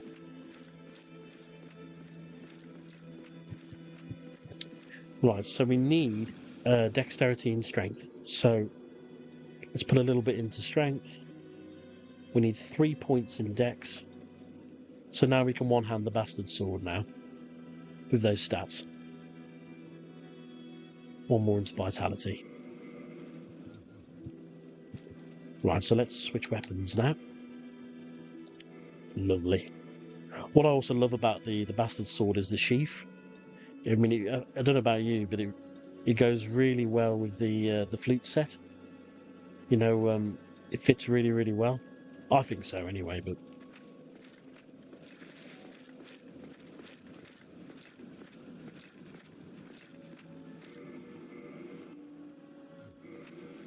we don't think we need to get our equip weights down a little bit. We're almost at 100%. But there is, as I mentioned earlier, there is actually an NPC invasion in this parish. I just hope that I'm not too late in triggering it. We will have to rescue someone while we're here as well, and that's the reason that we picked up the mystery key earlier. We have got a red phantom here to contend with, though, so good opportunity to use the sword actually on him and just see how strong this thing is.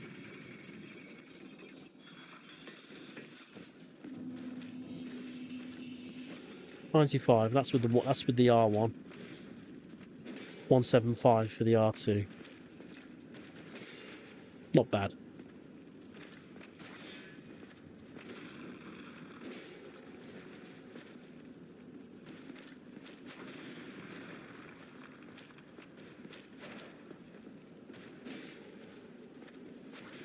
Ouch, that wasn't a perfect guard. Yeah, these things hit like an absolute truck.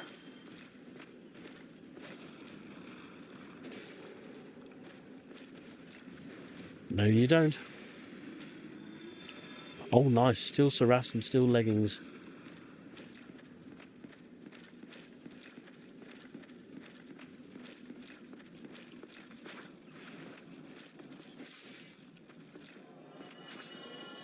And even though we're not using a shield there, as long as you've got the perfect guard timing down, you can still block just as well with a two-handed weapon.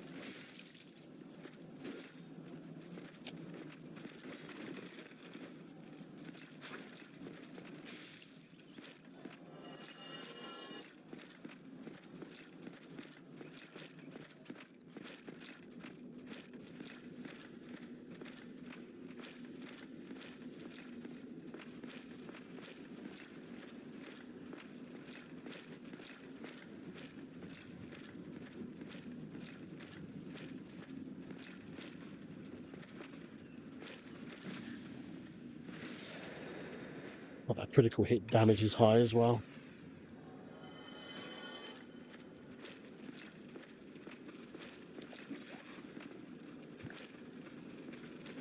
And here is the invasion. Dark Knight Edwin is invaded.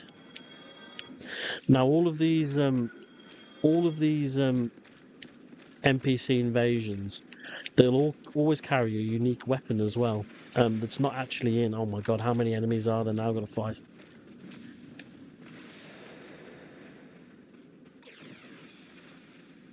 Right, here we go. We've got an absolute gauntlet of enemies to fight here. This is going to be interesting. Let's get rid of these hollows here. Let's get rid of that alluring skull. Oh, does that work on the Phantom as well? I didn't know that. Never knew that.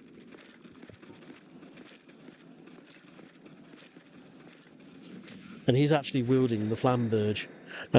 The Flamberge is already in this game, but it's under a different name now. It's actually known as the Serpent's Flamberge.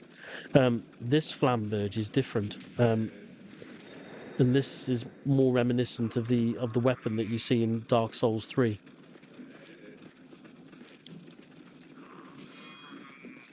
It does come with an innate bleed effect as well, so don't let him strike you too many times. And it also comes with a unique moveset as well. He's down.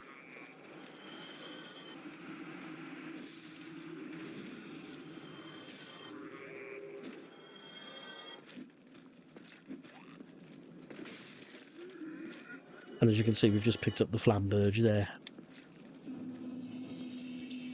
So let's have a look at it while we're here. I didn't think I was going to survive that with that many hollows and that phantom, but we did. So it requires 14 strength to wield and 19 dexterity. And as you can see, it scales with dexterity primarily with a B scaling. Great sword with an undulating blade. The flame-resembling blade pares the flesh and induces heavy bleeding. This weapon's lightweight allows the wielder to make more of a versatile moveset than other great swords. So yeah, it only weighs 6 units.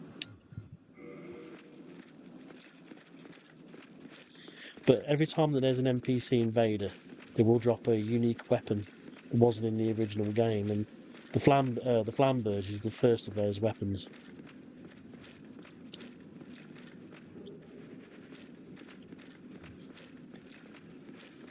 Now there's actually another crystal lizard up here that wasn't in the original game. If it's in one of these barrels here.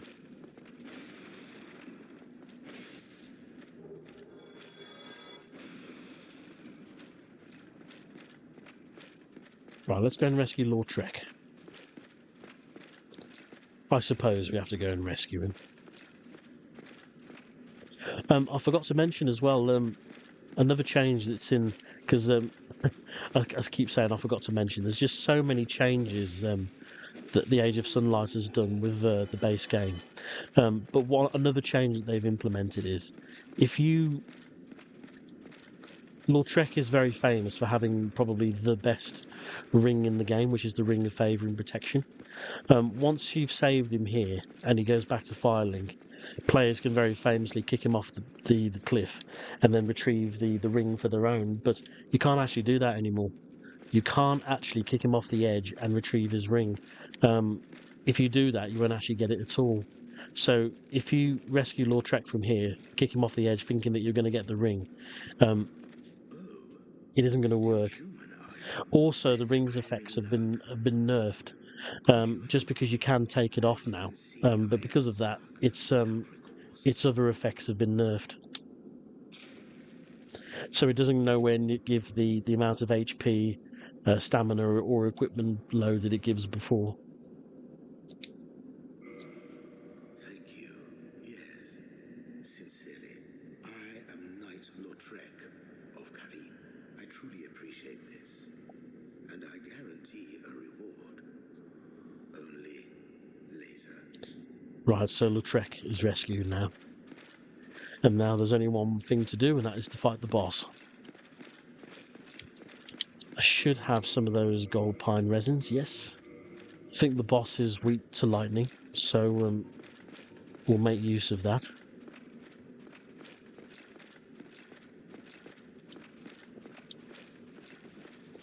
But with a +3 weapon, the resin, and with Solaire's help, this should not be a problem. I don't think the gargoyles have a phase 2 in this mod. Some bosses do, some bosses don't. Saying that, I do think the second gargoyle turns up a lot sooner. You used to show it when the first gargoyle was at 25 HP. Now I think it's about 50% HP, so it does become a 2-on-2 fight a lot sooner than in the original. Hello, Sunbro. Time to do battle.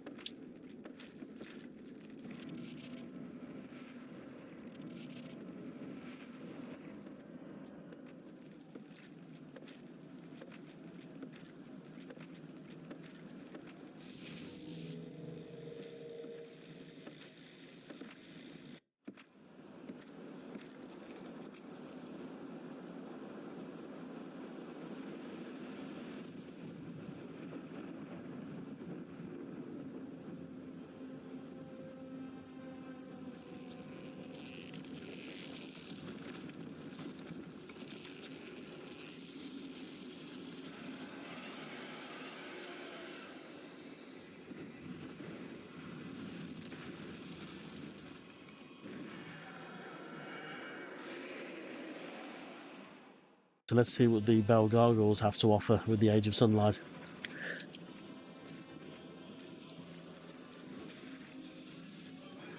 I think we can still chop off the tail. Yes, we can. If you chop off the tail, we will get a weapon.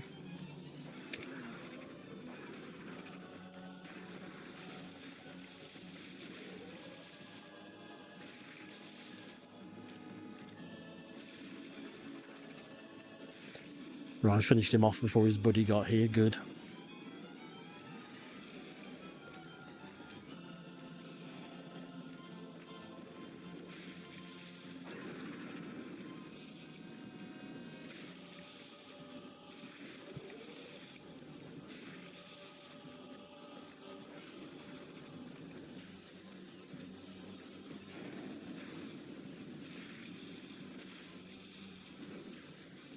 Nice. God, that lightning bolt did so much damage.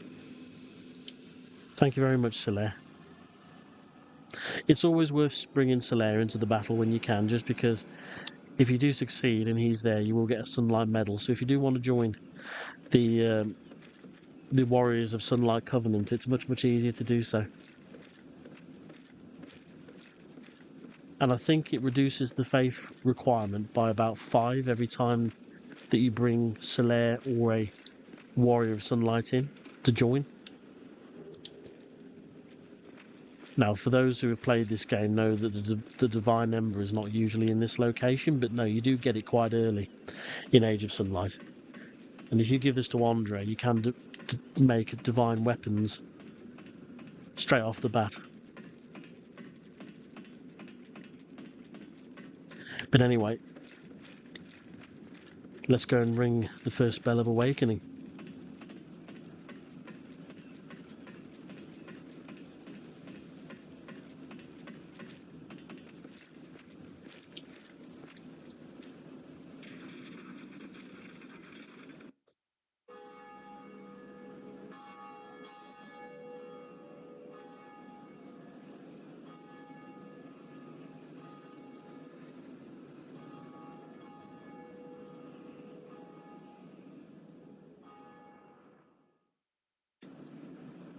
Right, so 1 down, 1 to go.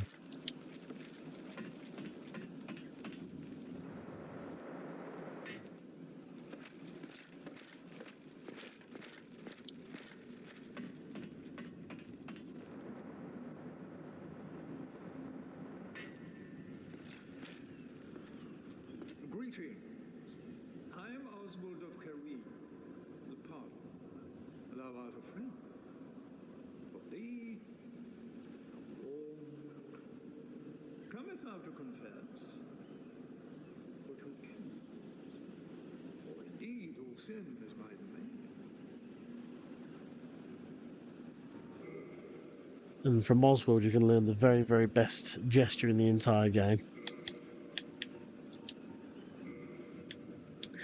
He has got some useful items, particularly the Purging Stone. So if you ever, unfortunately, fall under the effects of curse, make sure you get at least you have 1 or 2 of these. Just because it's the worst thing in the world if you're in the depths and you get cursed with half HP, and it's it makes life a hell of a lot harder if you haven't got a Purging Stone. So make sure you get one. Now, the Ale-Bite ring is a new ring. This is actually the Poison Bite and the Bleed Bite ring put together. So it's a really, really good ring if you're down in Blighttown, just because it will block a lot of those status effects, or make you more resistant to it. Thou art welcome anytime. Let's see if we've got any... No.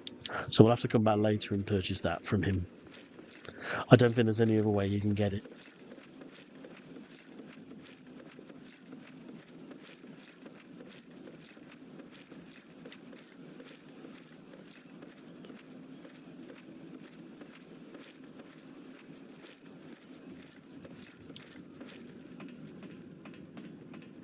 Right, I'm just thinking where to go next.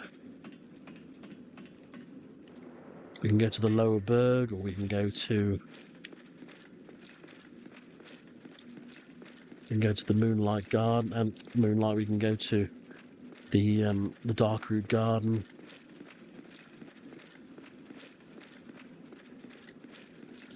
Let's go and see Andre first, just to go and get some better weapons.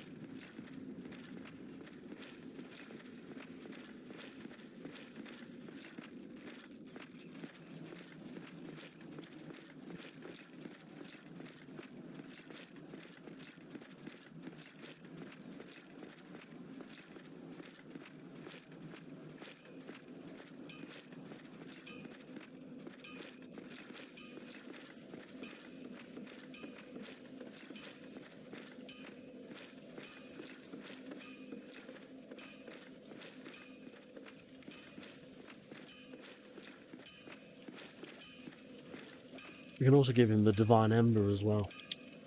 My, that's a rare ember you have there. I've seen one of those before. It's the ember of a divine blacksmith. Might you consider leaving that with me? I could produce divine weapons with a flame such as that. Well, thanks for that. You've made a fine decision. You soon shall see. So now we've given the Ember to Andre, we can now make divine weapons. And as you can see, when you infuse a weapon, the stat bonuses will change. So if we look at our longsword here, usually it has a C scaling in strength and a C scaling in dexterity. That will now change. Now it will go down to a D in strength, a D in dexterity, but it will get a B in faith. And as you upgrade the weapon, that's faith scaling will continue to go up. Not only will the weapon do physical damage anymore, it'll also do magic damage as well. And it will also come with an effect where if you kill an undead enemy with it, it will not get back up. Because particularly effective against the skeletons in the catacombs, because when you fell them, they will come back, providing that you haven't already taken out the pyromancer. So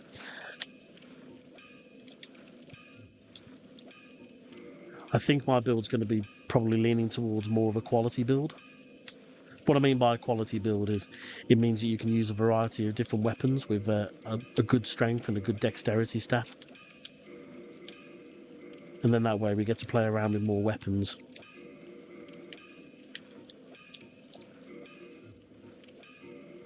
That's what I'm thinking. I mean, I might change my mind.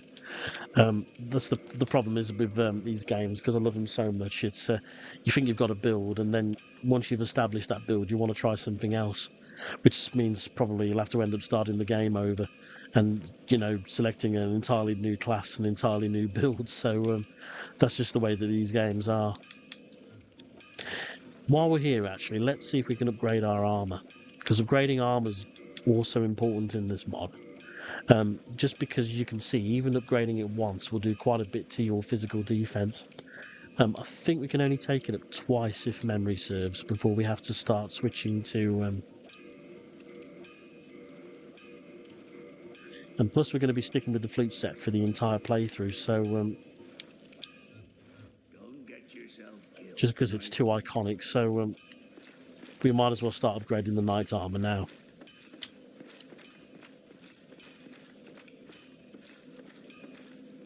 Right, I'm not going to go to Dark Route just yet. I think we're going to do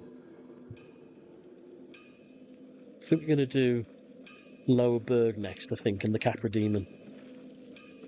Now, the Capra Demon is much easier to defeat in this version. It's nowhere near as cheap as it was in the original version, where as soon as you go through, you get attacked by 2 dogs, and then the boss itself, and you get ganked, and it's just not fun.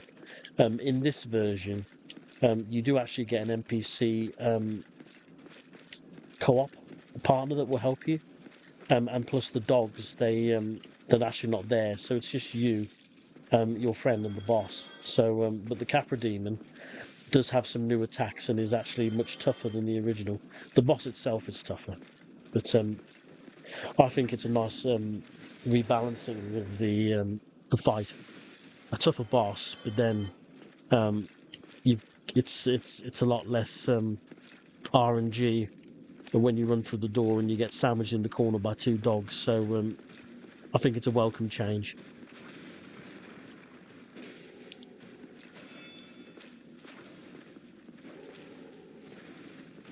Should probably switch to the Morning Star here, just because of the added bleed.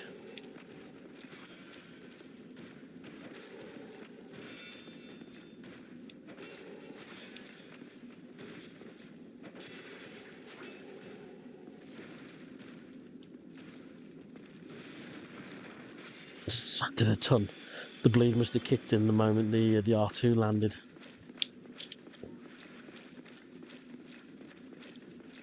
Trying to think the best way to get back to the Berg. No, we'll go back to Firelink, and then we'll walk to the Berg through. We'll walk to the Berg from there.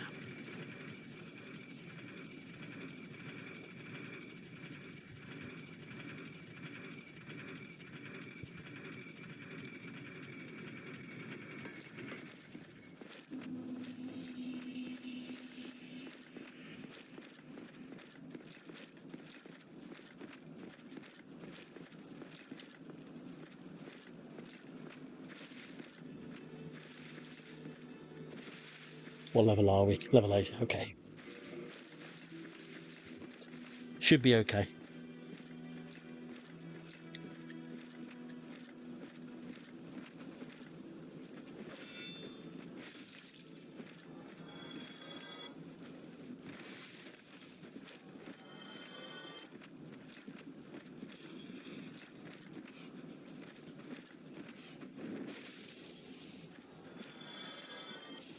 You can just see just how powerful this sword is, particularly against groups in the open.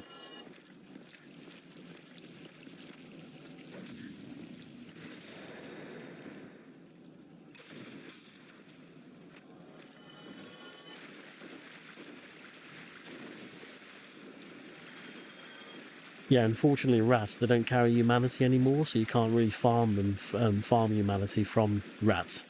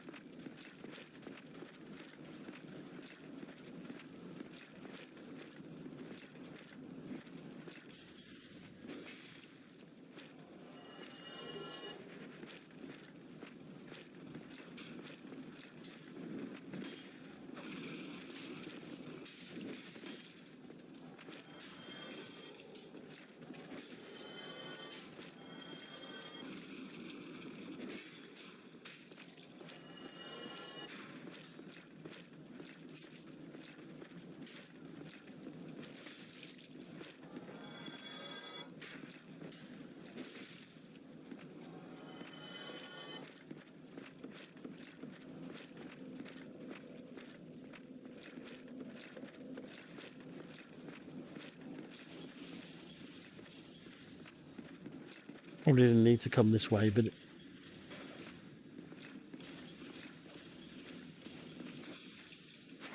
it's at least it's reflective about how effective these weapons.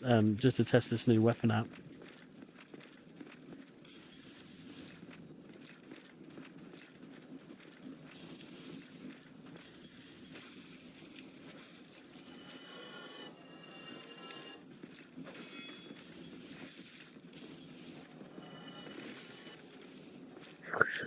That can happen sometimes if an item's suspended in the air like that. You can't actually pick it up.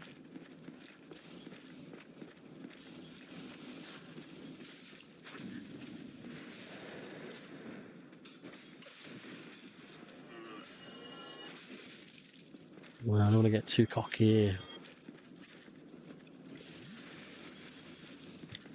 Dark Souls will always punish you if you get too cocky.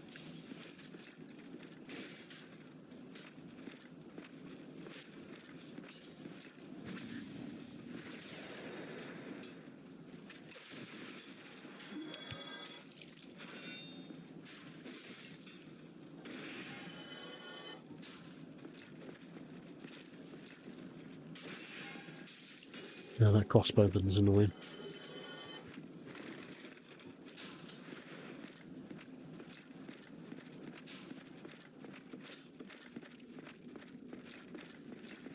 Right, so we're almost there.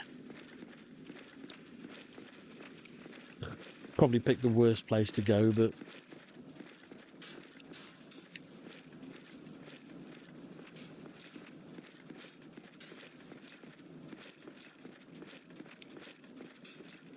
now how accurate are those arches.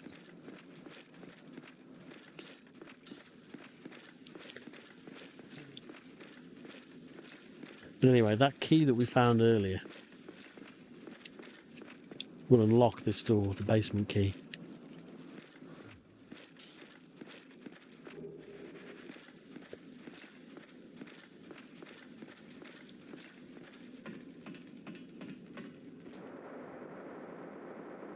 Another reason why I want to come down here early is because there's a lot of hollows down here carrying torches. So if I can pop a copper coin, hopefully I'll be able to pick up a torch. And the torch is not just, it's a good source of light as well. So it'll save me having to get a skull lantern or something like that a bit later. So if we can get a torch, great.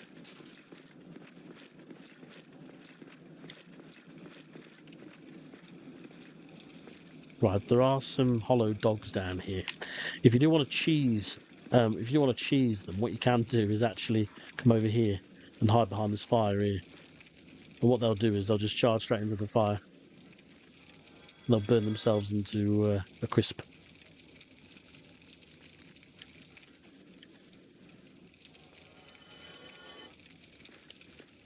Dogs are on the barbecue today.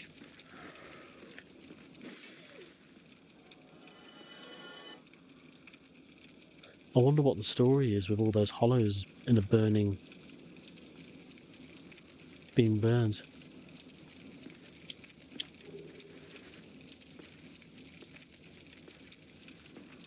Anyway, there is a summon sign over here. Sellsword Lynn. Yeah, let's summon her. We're going to need a bit of help in this place, just with hollow assassins and thieves and other miscreants.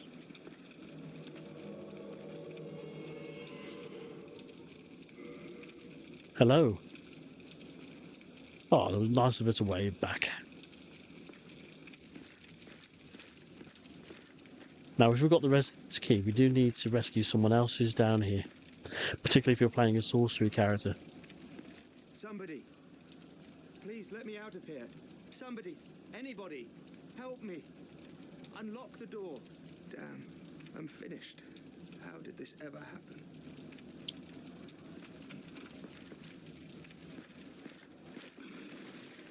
Always wondered how he managed to get trapped inside this. Managed to get trapped in here. I'm pretty sure that's not how doors work.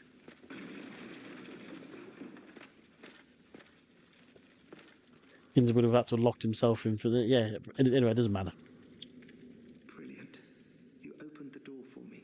Thank you. I'm saved. I thought I might never escape. I am Griggs of Vinheim, a sorcerer of the school. I am much obliged for your assistance. Thanks to you, I may now resume my travels.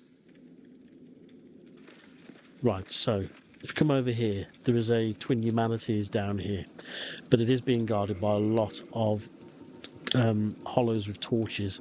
So let's pop a copper coin here, and let's get our humanity up to 10, and this will maximize our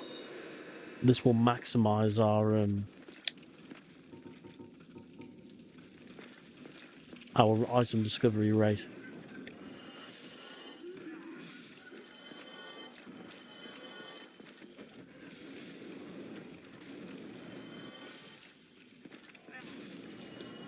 Any luck? Damn it.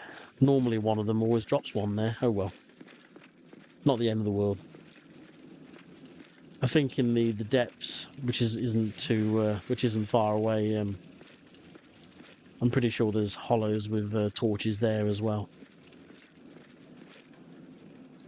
Now we're also about to have another NPC invasion.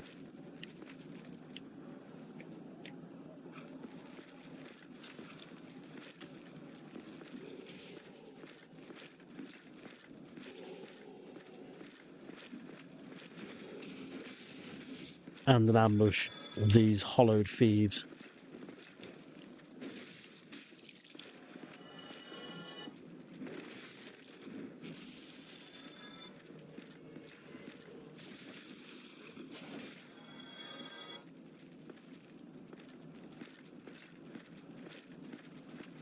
And once again, this invader will have a unique weapon.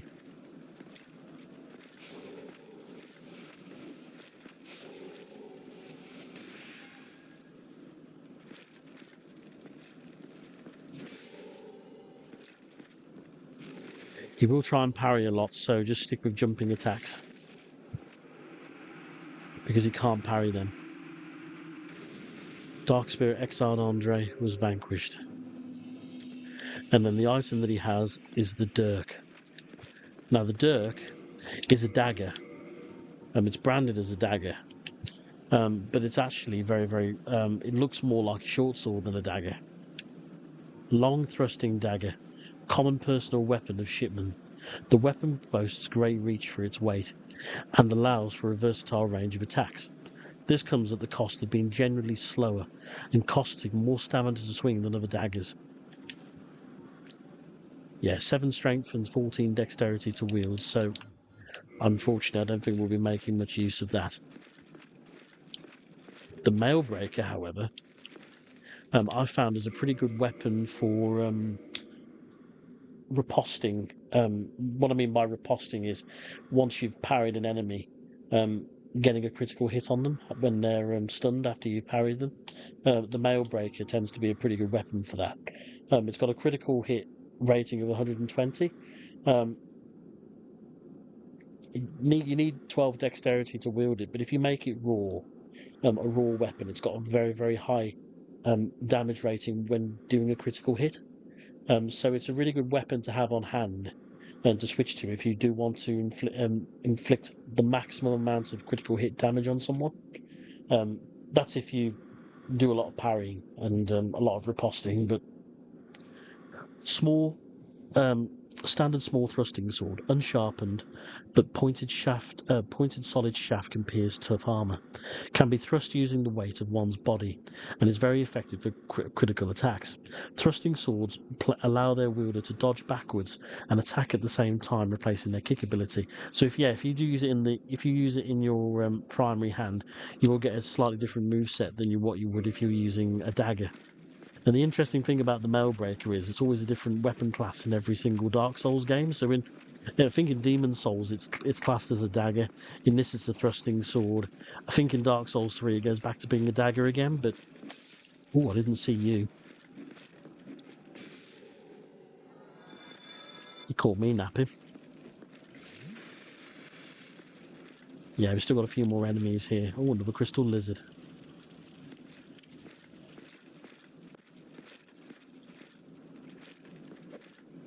I was hoping the firebomb trick would still work. It doesn't. Right, let's come back over here.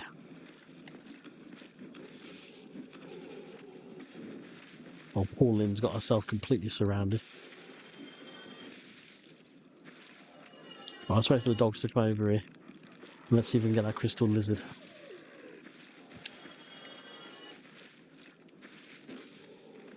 There we go. I thought, given the amount of enemies there were, we were definitely going to scare him away, but we got him. Target shield. The entire thief set is here as well. I think it's in the next room. Lynn, can you please move out of the way, darling? Thank you.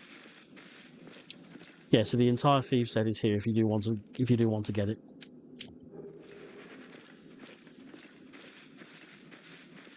And then the Capra demon is just through here. Let's carry on first and grab a few more items.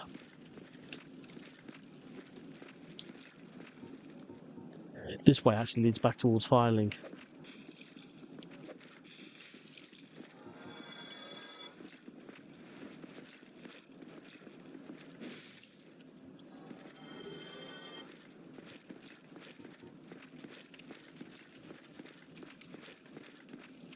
Another Bereniki knight. Looks like he's guarding something quite important.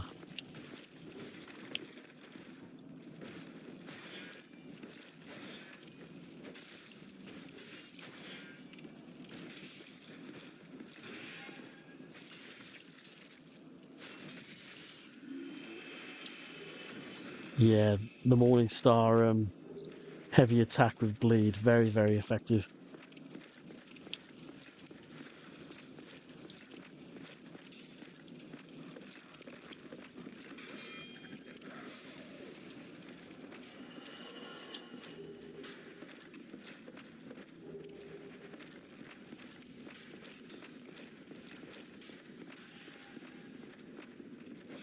Right, we can't go much further here.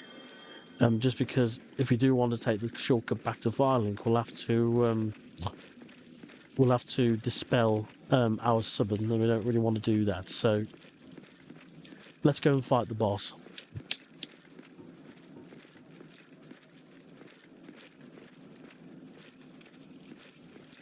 We'll stick with the sword actually, just because I don't think he's susceptible to bleed.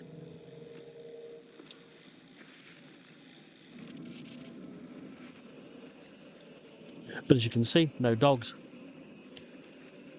No dogs to worry about at all. But the Capra Demon does have a second phase, so don't think for 1 minute this is going to be easy.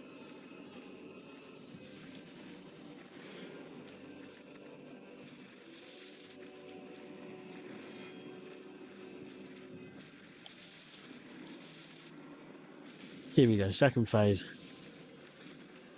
And then he'll enhance his machetes with chaos magic. And his certain attacks will have an area of effect as well, so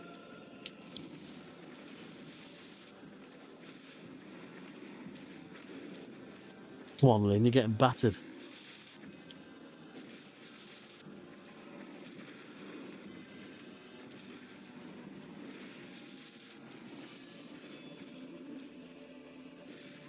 And then, as you can see, the fight is much, much easier.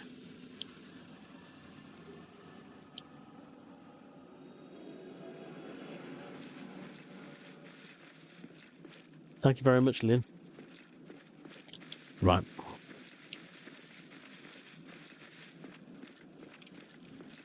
So now we've got the key to the depths. Before we go down there, I'm going to go back to Firelink Shrine.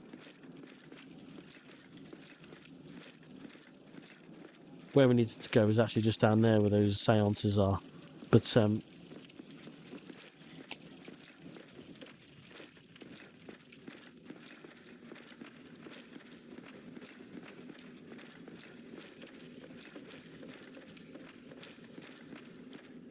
there is another undead merchant here.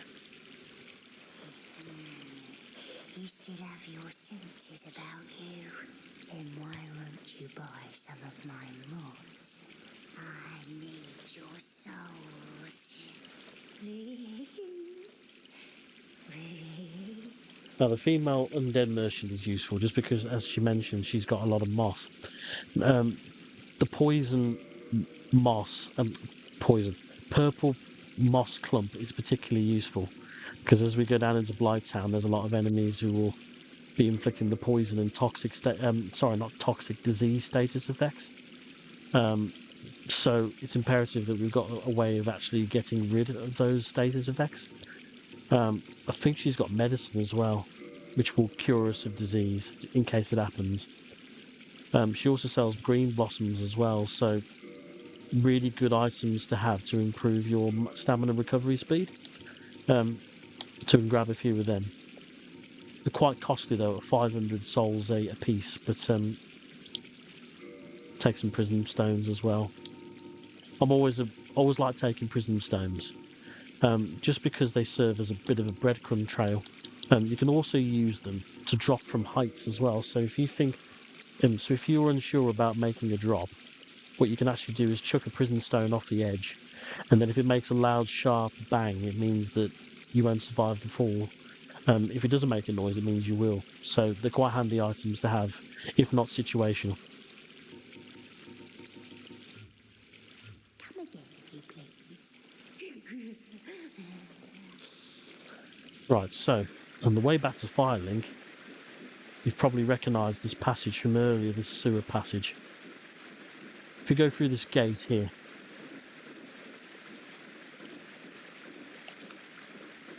this will unlock the way to the depths and the way back to Firelink.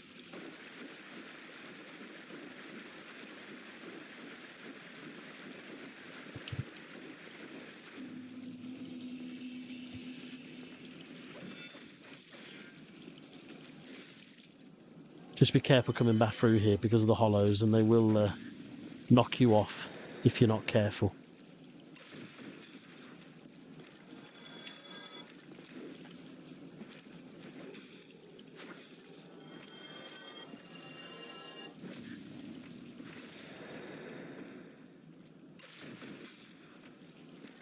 We do need to go and see a few NPCs as well. We need to go and see Lord Trek and that sorcerer that we rescued earlier as well. Now, if your sorcery is under 10, you won't be able to learn spells from him. If your sorcery is 10 or higher, then you can. I think our sorcery is about 7, so yeah. Sorry, sorcery. Intelligence. If your intelligence is lower than 10, you can't learn spells from him. But if it's higher than 10 or higher, you can. Oh, hello. I regret meeting you under such compromising circumstances. At least we both made it back unscathed.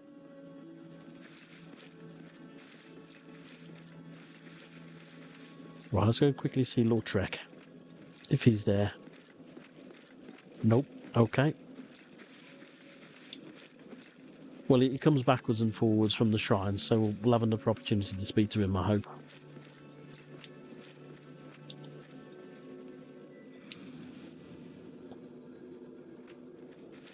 But if we go up to the top of the church here, now that the Capra demon's defeated, you'll find that Petrus has got some visitors.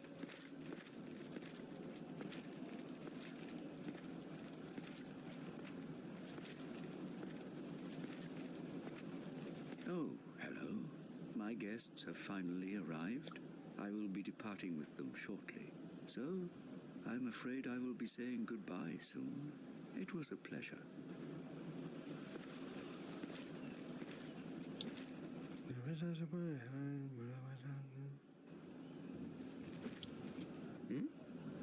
What have we here? You look awfully raggedy. Times are grim. The least you can do is look sharp. Don't you dare meet my lady like that. You might scare her off for good. Hey, what's wrong with my armour? My armour's awesome. Better looking armour than yours.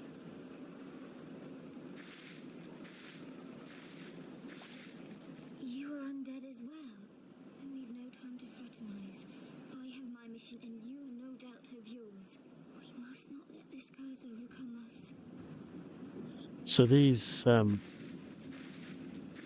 clerics are going into the catacombs to acquire the right of kindling. That's the mission that's been given to them. We will have to follow them down into the catacombs a little bit later. Much later.